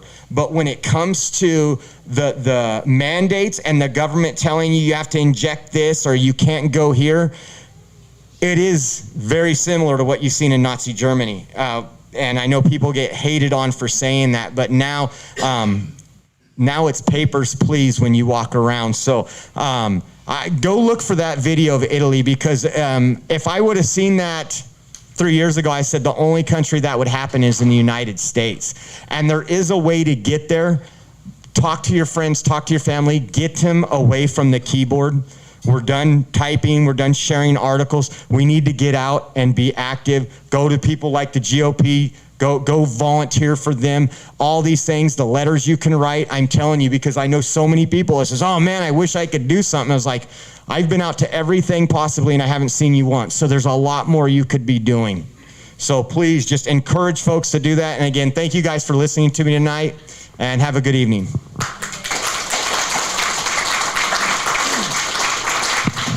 Thank you, Josh. Really appreciate your insight and your willingness to. I think there's some risk associated with what you do and what Eddie's done, and Ben Berkwim and a bunch of other people that are doing news on the front line of America. Does anybody have any specific question for Josh? Oh, we have some questions, Josh. Is that cool? Yeah. Okay. Josh, you mentioned about buses transporting people. Have you had an opportunity to take a look at where those people ended up at the other end of their journey, any place? Have you had a chance to do that? Yeah, so in some cases, what they would do is they would take them to makeshift processing centers. Once they were done with the processing center, they would give them these packets. Some of the on the outside of the packets at some centers, they were not all the same. It says, "I do not speak English" on the outside of the packet, so they can hold it up to people. And then inside was usually vouchers, either given by the federal government or Catholic Charities for hotel rooms, bus tickets, or directions on how to go. Now, there's other processing centers that also transport and give you actual airline tickets. So you can, if they're transporting you to Los Angeles, you'll get this little packet. On the outside of the packet, it'll say, flight to Los Angeles, do not speak English, and everything you need to travel across the country without an ID is in that packet. At one of your presentations, you mentioned like a black bag or a black carry bag or zipper tote bag or something like that that had money and packets. Could you explain on that a little bit? Okay, yeah, that was part of the stuff that we were finding on the border. So we would find, and I kind of stepped into it a little bit, but we would find wallets, we would find like duffel bags, and we would go through these bags because they're right along, you know, the riverfront right there, and that's where we would find the IDs. We would find anything you would have in your wallet, credit cards, bank cards, and money. I've got quite a bit of money at home right now from countries that I'll probably never visit. And that's when we talked to Border Patrol and we said, why are they leaving all their documentation, everything that proves who they are, why are they leaving it there? And that's when they said, those are the folks that we need to focus on the most, and we cannot, because they are coming here. They're either wanted in their country for warrants, and he said for some pretty big crimes. They say they find people all the time, and our federal government is not letting us know what is actually coming across, because they have captured, when we were down there, they told us 2 stories of where they had people that would be on a terrorist watch list caught in another sector, but it never made the news, and it's normal to them, so they don't think anything of it, but to us, we might want to know that. And I don't need the mic. What about the northern border? Is it too expensive or whatever? Or we're doing so good at the southern, nobody's coming in the northern way? You know, as far as I know, it's because the cartels control all of Mexico, so the routes down there are just, the police in Mexico can't even do anything. I did mention forgot one other thing. When we were at this checkpoint where they were allowing illegals to come in, as soon as one of the Border Patrol buses leave, you could hear a gunfight. Literally, probably, I'm going to say we were about 800 feet above the outside of the river, and the river goes across, and on the other side, we actually recorded where you could hear fully automatic weapons, and we asked Border Patrol, what's going on there? They said, oh, that happens nightly. It's the drug cartels. That somebody either caught them doing what they were doing, but they're going to send a message. And the next day, it was actually on, I can't remember if it was on Mainstream, but we found it on a thing where they had, and you guys can look this up, they had a gunfight, and there was I believe it was a 6-year-old child who was beheaded less than a mile from our border. Yeah. Okay, Martha? Have you had an opportunity to talk to any of our local electeds or? Hey, Danny. Eddie can't hear you. He doesn't have headphones. Just giving you a heads up. I have talked to people. I don't mean to bash anybody, but it's almost like they're overwhelmed and they have been raising their fist for quite some time. I mean, there's only a few that I trust, to be honest with you, regardless of what there are or be after them.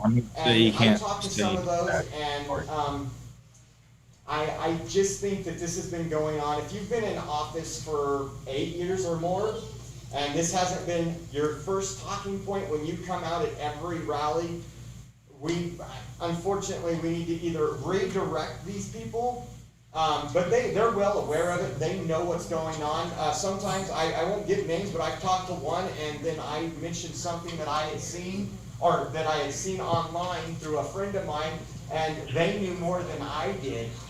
And I'm like, if you're not coming, you have a platform. I mean, I have my little platform, but you're an elected representative. You can come out and get every news station there, come out and just hold the press conference and say, this is what we're hearing, this is what we're seeing.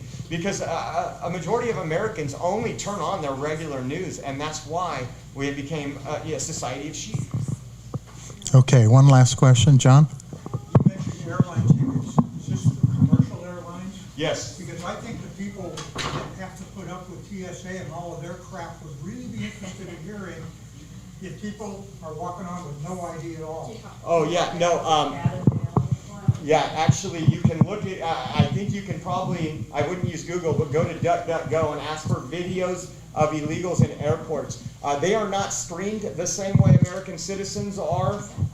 They get to fly without an ID, and again, you'll see them, and many people, even travelers, have took pictures not realizing who was in the airport with them and posted it, and realized later people come back with the information. These people are coming in, through the southern border, and then they don't have the money to buy these plane tickets. The government is making sure they get, and I would say, at least from what I understand, 90% is Alaska Airlines, United, the same people we're gonna fly when we go fly. And there's no requirements for them.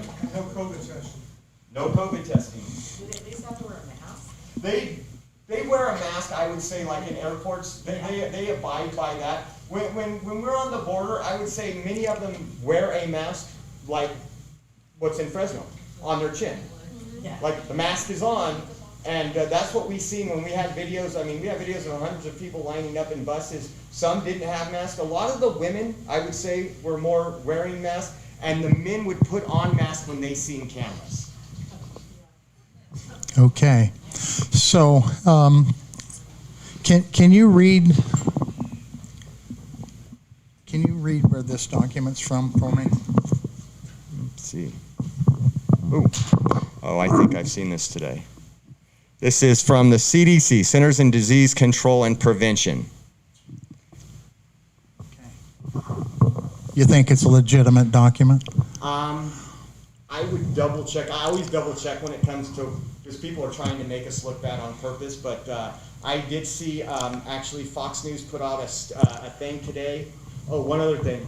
If you want studies on coronavirus, go to DuckDuckGo and look at what they're doing in Israel. They are very pro-vaccine, pro-everything, pro-booster shot, but you will see that over 50% of their hospitalized patients are people that are vaccinated. And the United States, is, I promise you, is lying to you about that. Because again, any nurse or doctor that comes out is being threatened with their license right now. On Sunday from 3 to 5, I was at the last one at Fresno State, and I was at the one before that on Herndon. Please go join these folks. They need your support. I promise you, it's lonely out there, and they need to see the community with them. Okay, great, Josh. Thank you so much.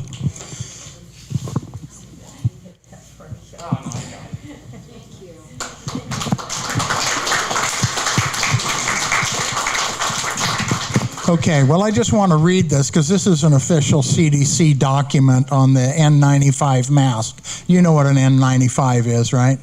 Okay. The N95.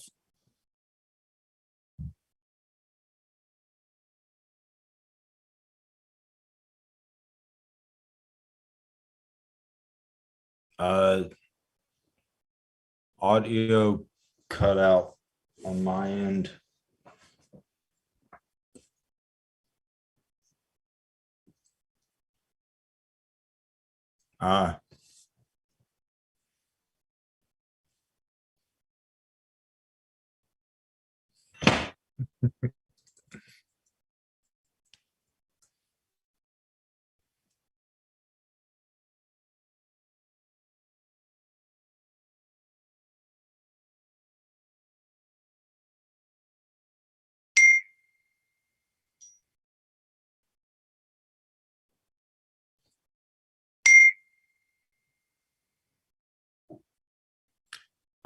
Oh yeah, snap. Fuck, I forgot they can talk to me. Yeah.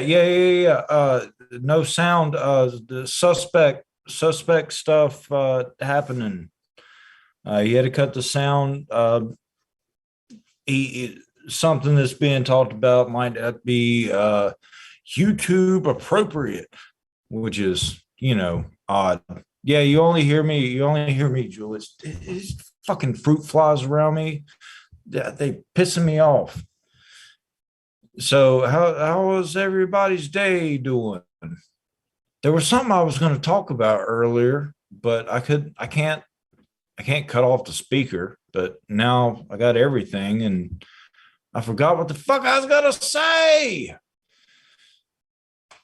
What was I going to talk about? Anybody want to tell me about anything super duper cool happen or odd? Girl at my corner store told me when I came in, she was like, is it a full moon out there? And I was like, no. I was like, no, I don't think I know there's one coming up. And she's like, man, I had so many people like coming in tonight, like just out of the like weirdness. And I was like, oh, well, I didn't have any, can we hear me? Can you hear me? I was like, I didn't have any, weird experiences. Generally, I have a couple weird experiences at my shop, like almost every day. Well, I guess I did. Like, I think in my town, people are on uppers too much, and it makes me anxious sometimes. Like when people are on uppers, like way too many uppers. And they can't stop like moving and stuff. It makes me anxious. It really does make me anxious. I know Eddie can't tell what I'm saying. I'm just literally trying to babble so there's not, I guess this person is really going on about some suspect stuff, or he would have turned the I will put you through that fucking wall. He's going to tell me he's going to put me through the wall, but he don't even know what I'm saying. She go. Oh, see, he's just trying to fuck with me now. Well, fuck you, Eddie. Listen, I could talk shit to Eddie all day, and he's not going to know anything about it. So he wants to replay. I'm trying to think of like some shit to talk about him, but he's a pretty fucking good guy. But okay, he didn't overnight my shirt. He could have paid like $200 and had my shirt overnighted, but that little cheapskate wouldn't send over the shirt. So now I got to wait like 2-3 more days. Like, what am I supposed to do without my shirt, man? And he's not paying for all of my Vegas trips. He told me he was balling. He said he's got $2 million hiding in his wall. He's like fucking Walter White over there. I mean, minus the drug dealing, but Eddie got that money. That's what his insulation is. It's just packed with dollar bills. Oh my goodness, I'm just rambling on like a motherfucker. I feel good today. I was hungover like a motherfucker yesterday, and I slept a long time. But I woke up, felt good.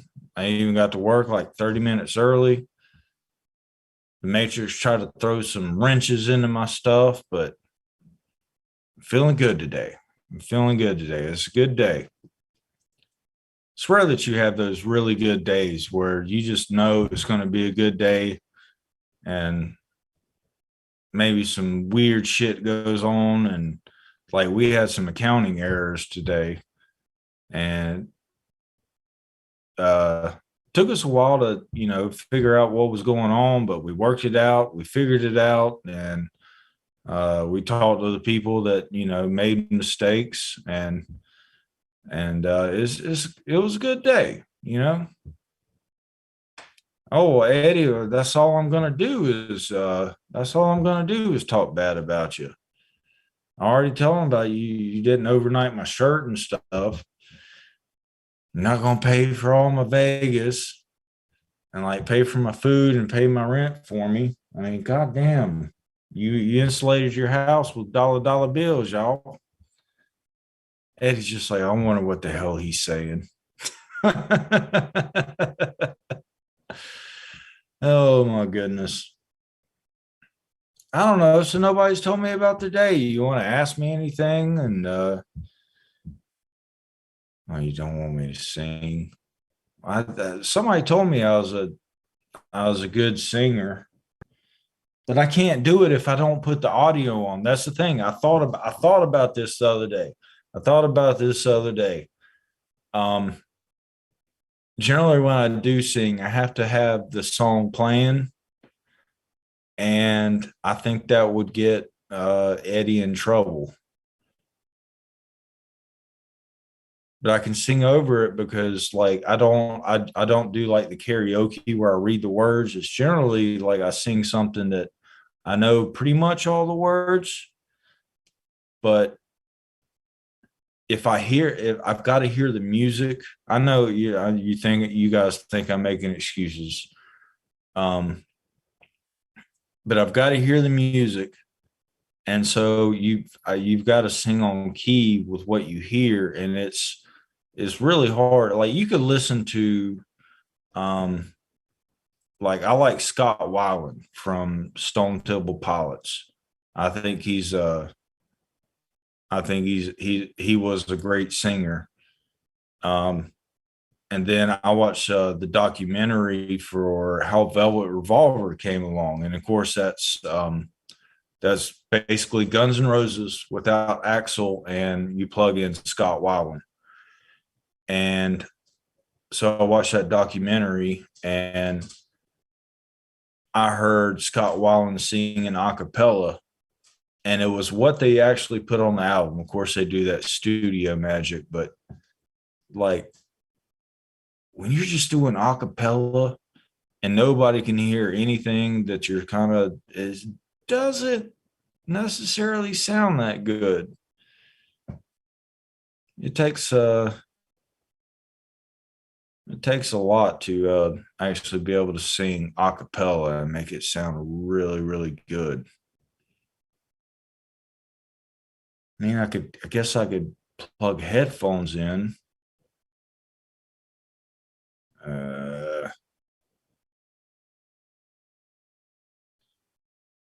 Yeah, but then I plug headphones in. Next thing you know, I start singing and Eddie comes right back.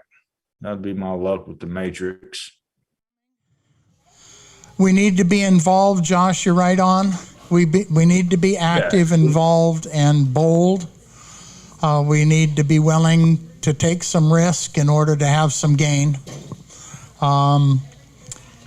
It'd be really great if everybody went to another public meeting this month and next month to support like-minded individuals so that we can have a bigger voice and a bigger sound and a bigger band, using a metaphor for our band leader in the crowd.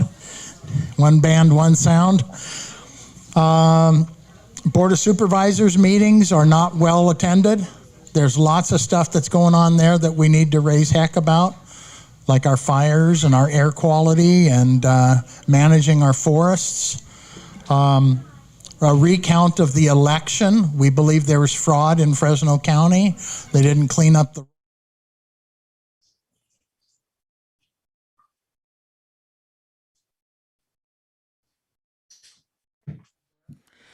Sorry, guys. He said that F word.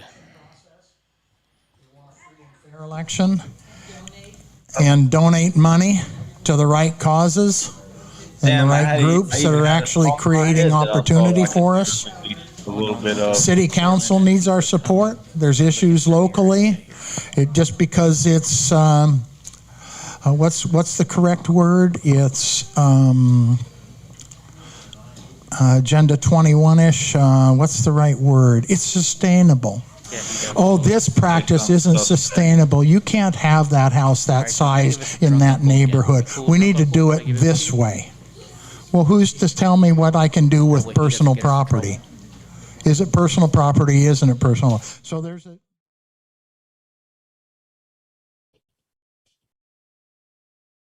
Oh, we're going to censor now.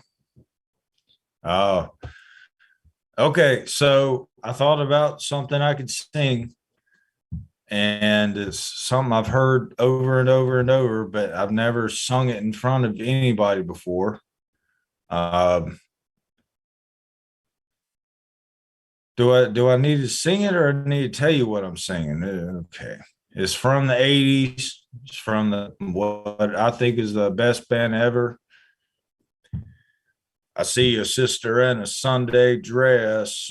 She's out to please, and that's the best. No need to take, no need to try. She's ready to mate. It's so easy, easy when everybody's trying to please me, baby. It's so easy, easy when everybody's trying to please me. 'Cause I'm crashing every night. I drink and drive, everything's in sight. I make the fire, but I miss the firefight. I hit the bullseye every night. It's so easy, easy when everybody's trying to please me, baby. It's so easy, easy when everybody's trying to please me. So easy.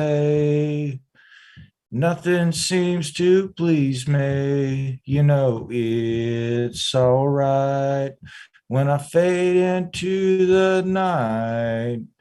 So come with me.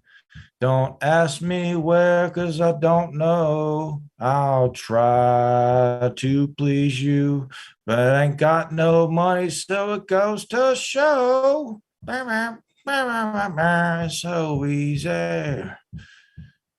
So damn easy. So easy. I think I missed a part.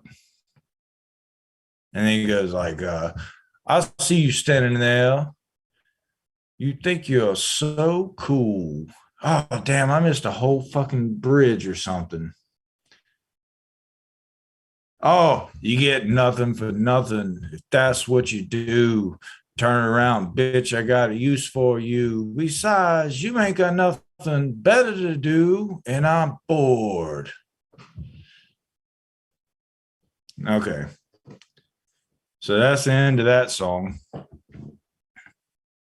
I messed it up, but like, you know, if you've heard the song, but like if I had the music in the background, I could like flow with the, you know, the guitars and stuff. Like when you sit there and hear yourself sing, and you're just like, man, no, it fucking sucks, bro. But if you're playing with a band and, you know,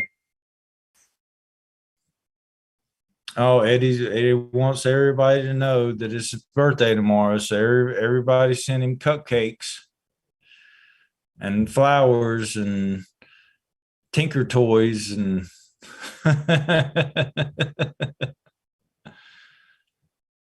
oh, the ring of fire. I walked into a burning ring of fire. It went down, down, down, and the flames went higher. And it burns, burns, burns, burns, burns, burns. The ring of fire, the ring of fire.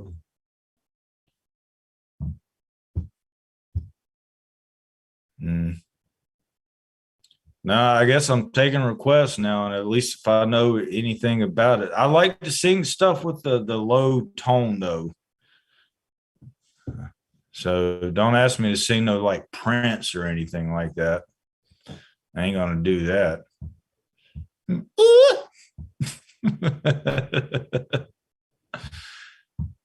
Oh goodness.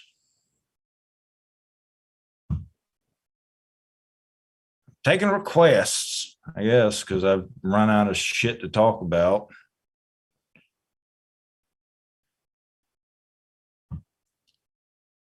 Let's see. Hey, remember the Ramones happy birthday on The Simpsons?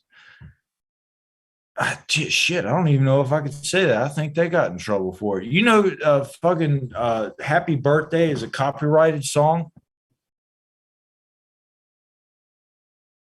The birthday song is copyrighted. You have to pay good money to have that on a fucking show or whatever. Like, what the hell is this guy talking about that's so suspect for this long? Eddie's going to have to be careful on what the hell he's going to hear and shit.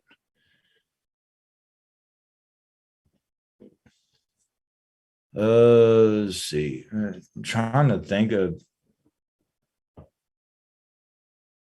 I like to sing Stone Temple Pilots stuff, but like I didn't get to cover much of the news today, but from what I hear, so supposedly there was some misinformation that was leaked out, and it said we had 30,000 troops in Taiwan, and I don't think we have that many. But word got back to China, and from what I'm recollecting is China was not too happy with that, and they said that they were going to fuck us up, basically. They were going to fuck Taiwan up and fuck us up in Taiwan if we were there. I can't go into details on it, obviously, because I've just kind of heard the broad strokes of it. So we'll see what unfolds later on. And I assume Russia will back China. And but anyway, I mean, it's already moving. I'm starting to see it in my industry already too. I'm seeing it in my industry, like sadly in my industry, pretty much all this stuff comes from China, except for this. These things are generally American made. This stuff is generally American made, but all the electronics and the battery and stuff like that, it's all made in China. So not only do we got inflation already happening, like the price for my batteries has almost doubled for retail or wholesale. So that means it's doubled for the consumer.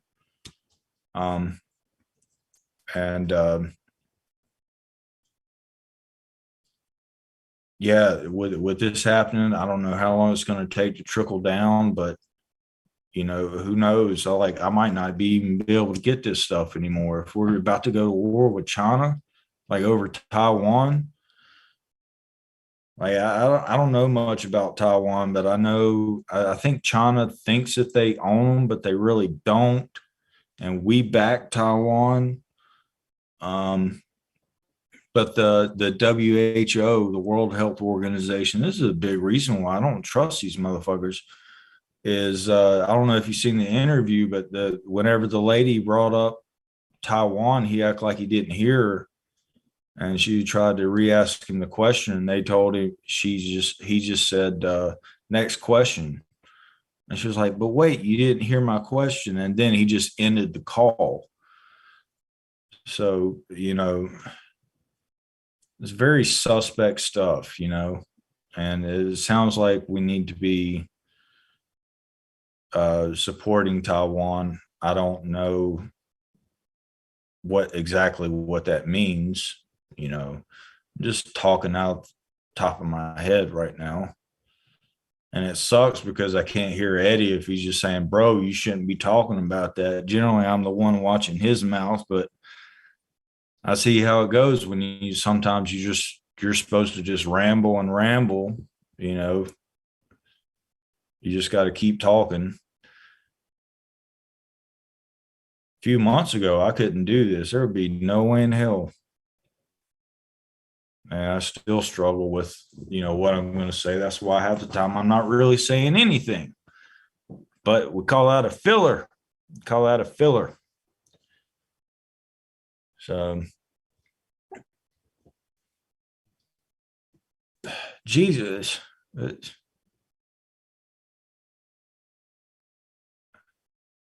a minute. He's not even filming anybody anymore. Are you playing a prank on me? Oh, I guess he's saying we got to go. Meow, meow. I guess we got to go. But he don't even have anybody on camera anymore. I don't know what's going on. Let's see. Write it down and take a photo. I don't know. It just seems like the meeting's over. But what?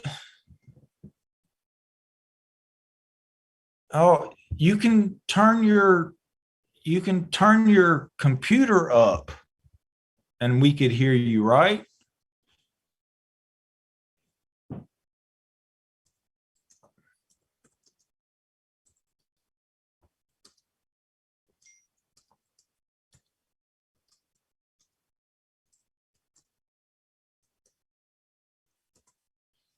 Donald Trump don't trust China.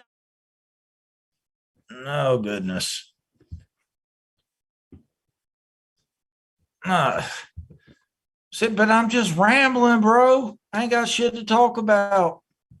I had a long day, or not a long day. It was a good day. But it was I didn't really get to cover much. Oh, that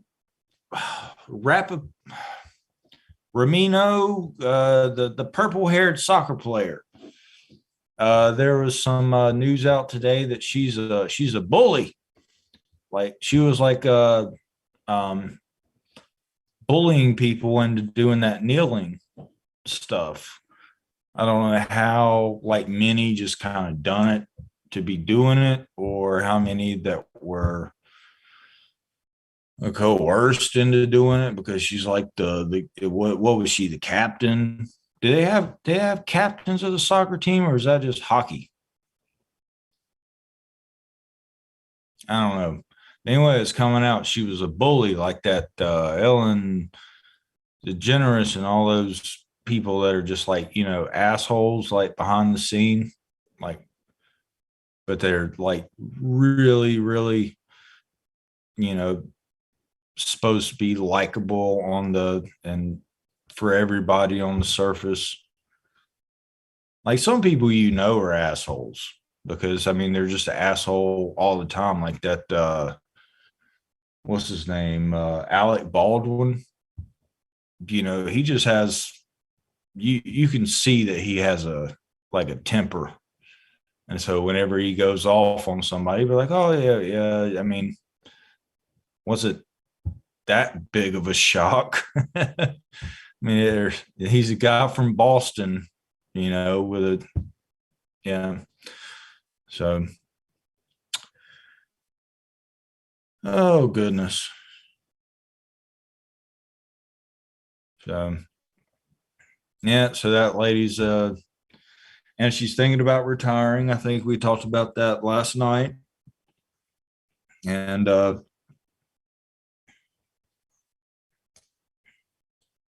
I just think she probably realizes that she's like, I played the wrong hand. I got too deep in, and I'm just going to have to step away. There's just another, instance of go woke, go broke.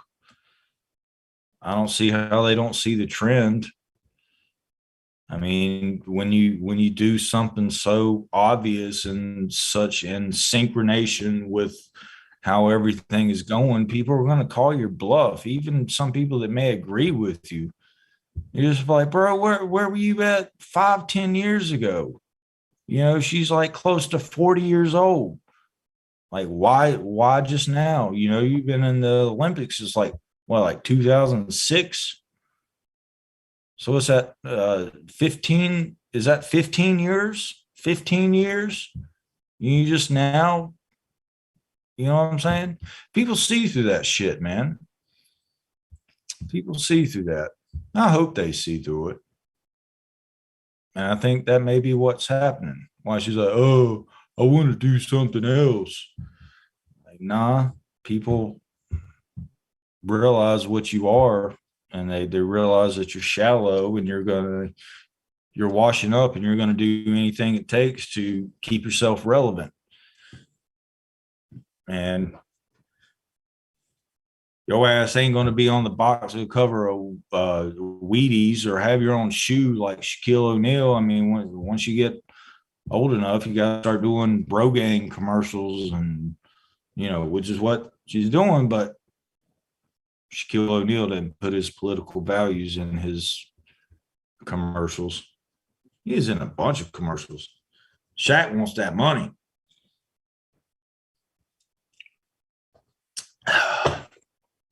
Shaq wants that money. Yeah.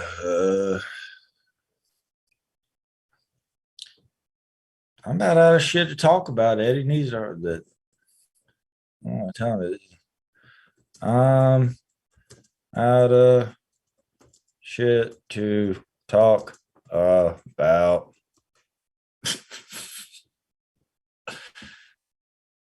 Oh my goodness. I don't know if I can tell jokes because I don't know if jokes are copyrighted.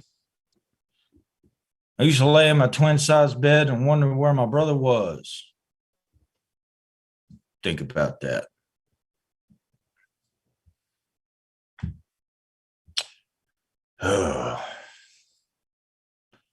Is it a hippopotamus or a really cool hippopotamus?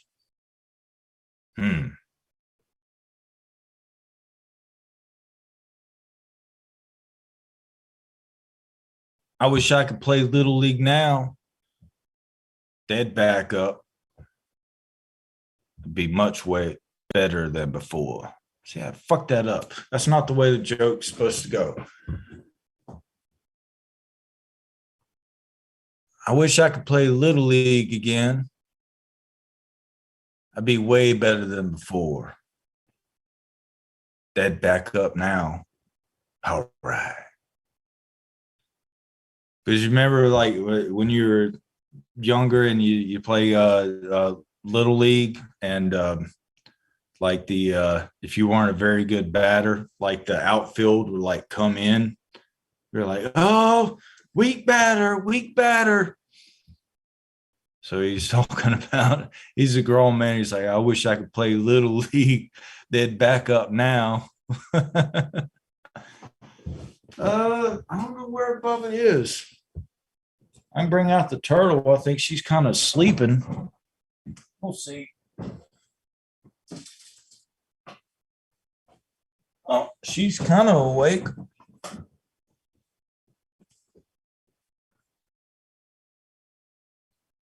You see yourself, Miss Turtle? Yeah. You see it? Yeah. Yeah. Beep, beep, beep, beep, beep. See how she doesn't have a foot? See, foot, no foot. That's why I got beef with that rat. Ain't that right? He killed your brother. He killed your, yeah. I know. I don't want to talk about stuff like that. I'm going to put you back. Are you going to roam around? You roam around. There you go. There she goes. Look at her. She's fast. My turtle's pretty fast. She's heading right for a corner. Give her a whole big ass room to run around in, and she just runs into a corner. Well, technically it's a tortoise, but and her name is Miss Turtle, even though it's technically a tortoise. Anybody ever remember My Name is Earl? And damn, what was his name? Darnell. Darnell, he had a pet turtle, and his name was Mr. Turtle. And that's when I decided I needed to have a turtle. And I found, or my neighbor found Miss Turtle and gave him to me. And I don't know if it's a boy or a girl. I think it's a girl, so I named her Miss Turtle. And then I found Fat Boy a couple years later, but this I got a rat in my house, and he got the better of Fat Boy, so he's no longer with us, and took Miss Turtle's hand. So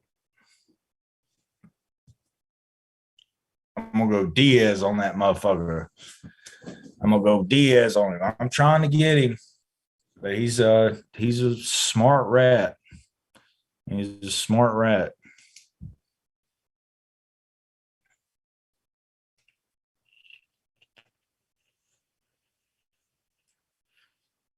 So while I'm trying to figure out what to say, anybody got a fuck, marry, kill for me? I'll just try to do it on my own. Yeah, a rat killed he killed Fat Boy. I called him Fat Boy for a reason. And I think that's what got him killed, because Miss Turtle, she can close up and just be like, you can't see shit. Like, she's all the way in there. Fat Boy, even though he didn't eat much, like Miss Turtle ate way more than Fat Boy, but Fat Boy didn't move. Miss Turtle, she's infatuated with the corner right now, but she gets around. You put her down and if she's feisty, you look around like 2-3 more minutes and she's gone.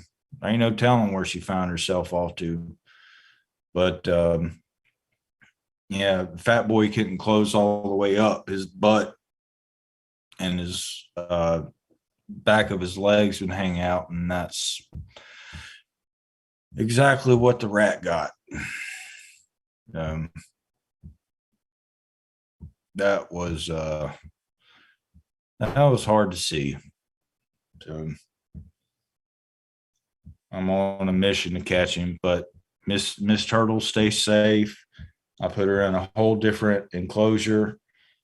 She's lifted off the ground, so the rat can't get to her.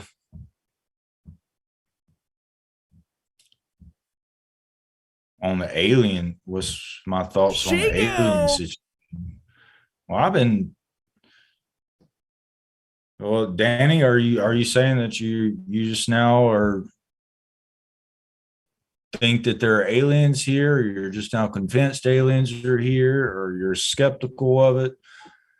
I've been a fawn. I don't even think that's not the right word. An avid believer that there's definitely life outside of Earth, unless you can make a argument that space and everything out there and the galaxies, the other planets, Milky Ways, all that stuff is just like a hologram. That's the only way I can see that there wouldn't be some sort of intelligent life. So I definitely believe in aliens. I think they've probably been on Earth for a while, and they probably don't look much different than us from some things that I've read. They might generally be taller and have larger eyes. And I mean, not like abnormally large, but somebody that you look at and you're like, man, their eyes are abnormally big. Like, not that I would just, be like, dude, like think something was wrong with them or anything by any means. You might even look at them and just be like, oh, there's some beautiful eyes. You got some big eyes. And yeah. But I think they've been hanging out here, and this has been something that's floating around for a long time about USOs, unidentified submerged objects. And I seen a video long time ago. This might be like 15, 20 years ago. I went back, tried to find it. I could not find it anywhere. Maybe I dreamed it. I have no idea. But I remember seeing this video, and I think it was in black and white. I think it was around in the 50s, like maybe the early 50s. And they caught this object. It was a UFO. It was actually a UFO, and it came down and hovered over the ocean. And it had these like round little things on the outside of it. And then all of a sudden those round things detached and went down into the water and disappeared at speed faster than they could record at the time. So I think they might be hanging out in the parts of the ocean that we've never actually been able to get to. Hey, Eddie's back. Thank goodness.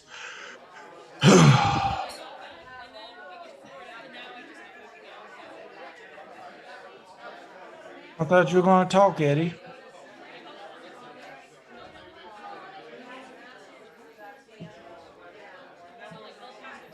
No, I'm gassed out, bro. I'm just talking shit, rambling.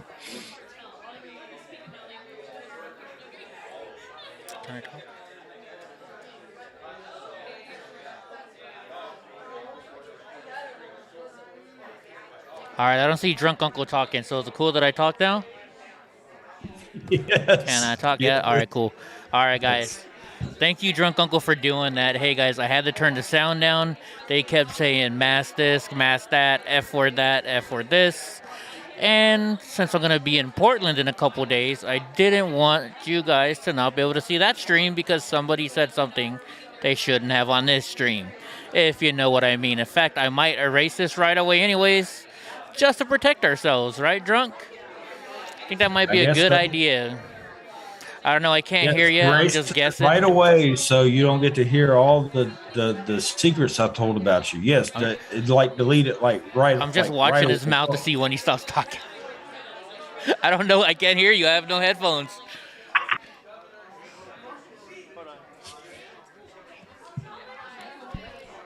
Drunk uncle, this is what happened to my headphones.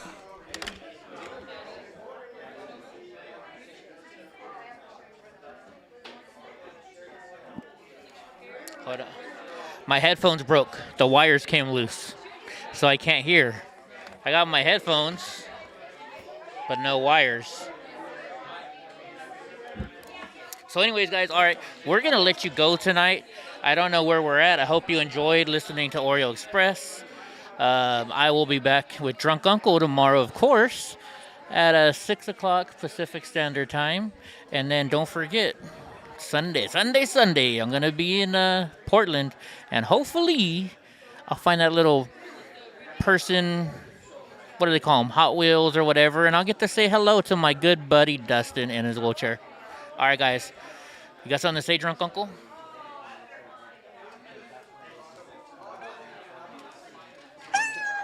Huh? Oh, no, I'm good, thank you. Meow meow. Too many Apple cards. Where are you? It's going to be the one still left in there, huh?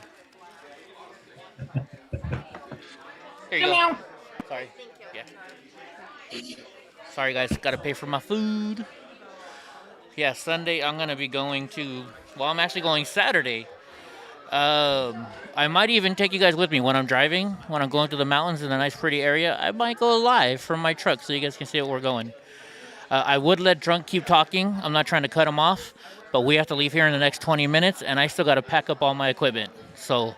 Drunk Uncle's like, hell no, I don't want to keep talking. I can't do this all by myself. Try doing this without knowing what you're saying. I just see Drunk going like this and just like, I don't know what the hell's going on here, right? So anyways, guys, We'll see you later. You know what time it is. Because you know why? I don't know if you know this, but I'm kind of a big thing. She-go! And you know what I'm going to do on Sunday? I am going to do this. I will put I you hope I'm through hitting the that right fucking button. wall! Did I hit the right button? Oh, yeah. I will put you through that fucking wall. All right, guys. Hopefully y'all have fun. I think Drunk has something to say real quick before I go, though, right? Let's see if I can see him say it. Already did. All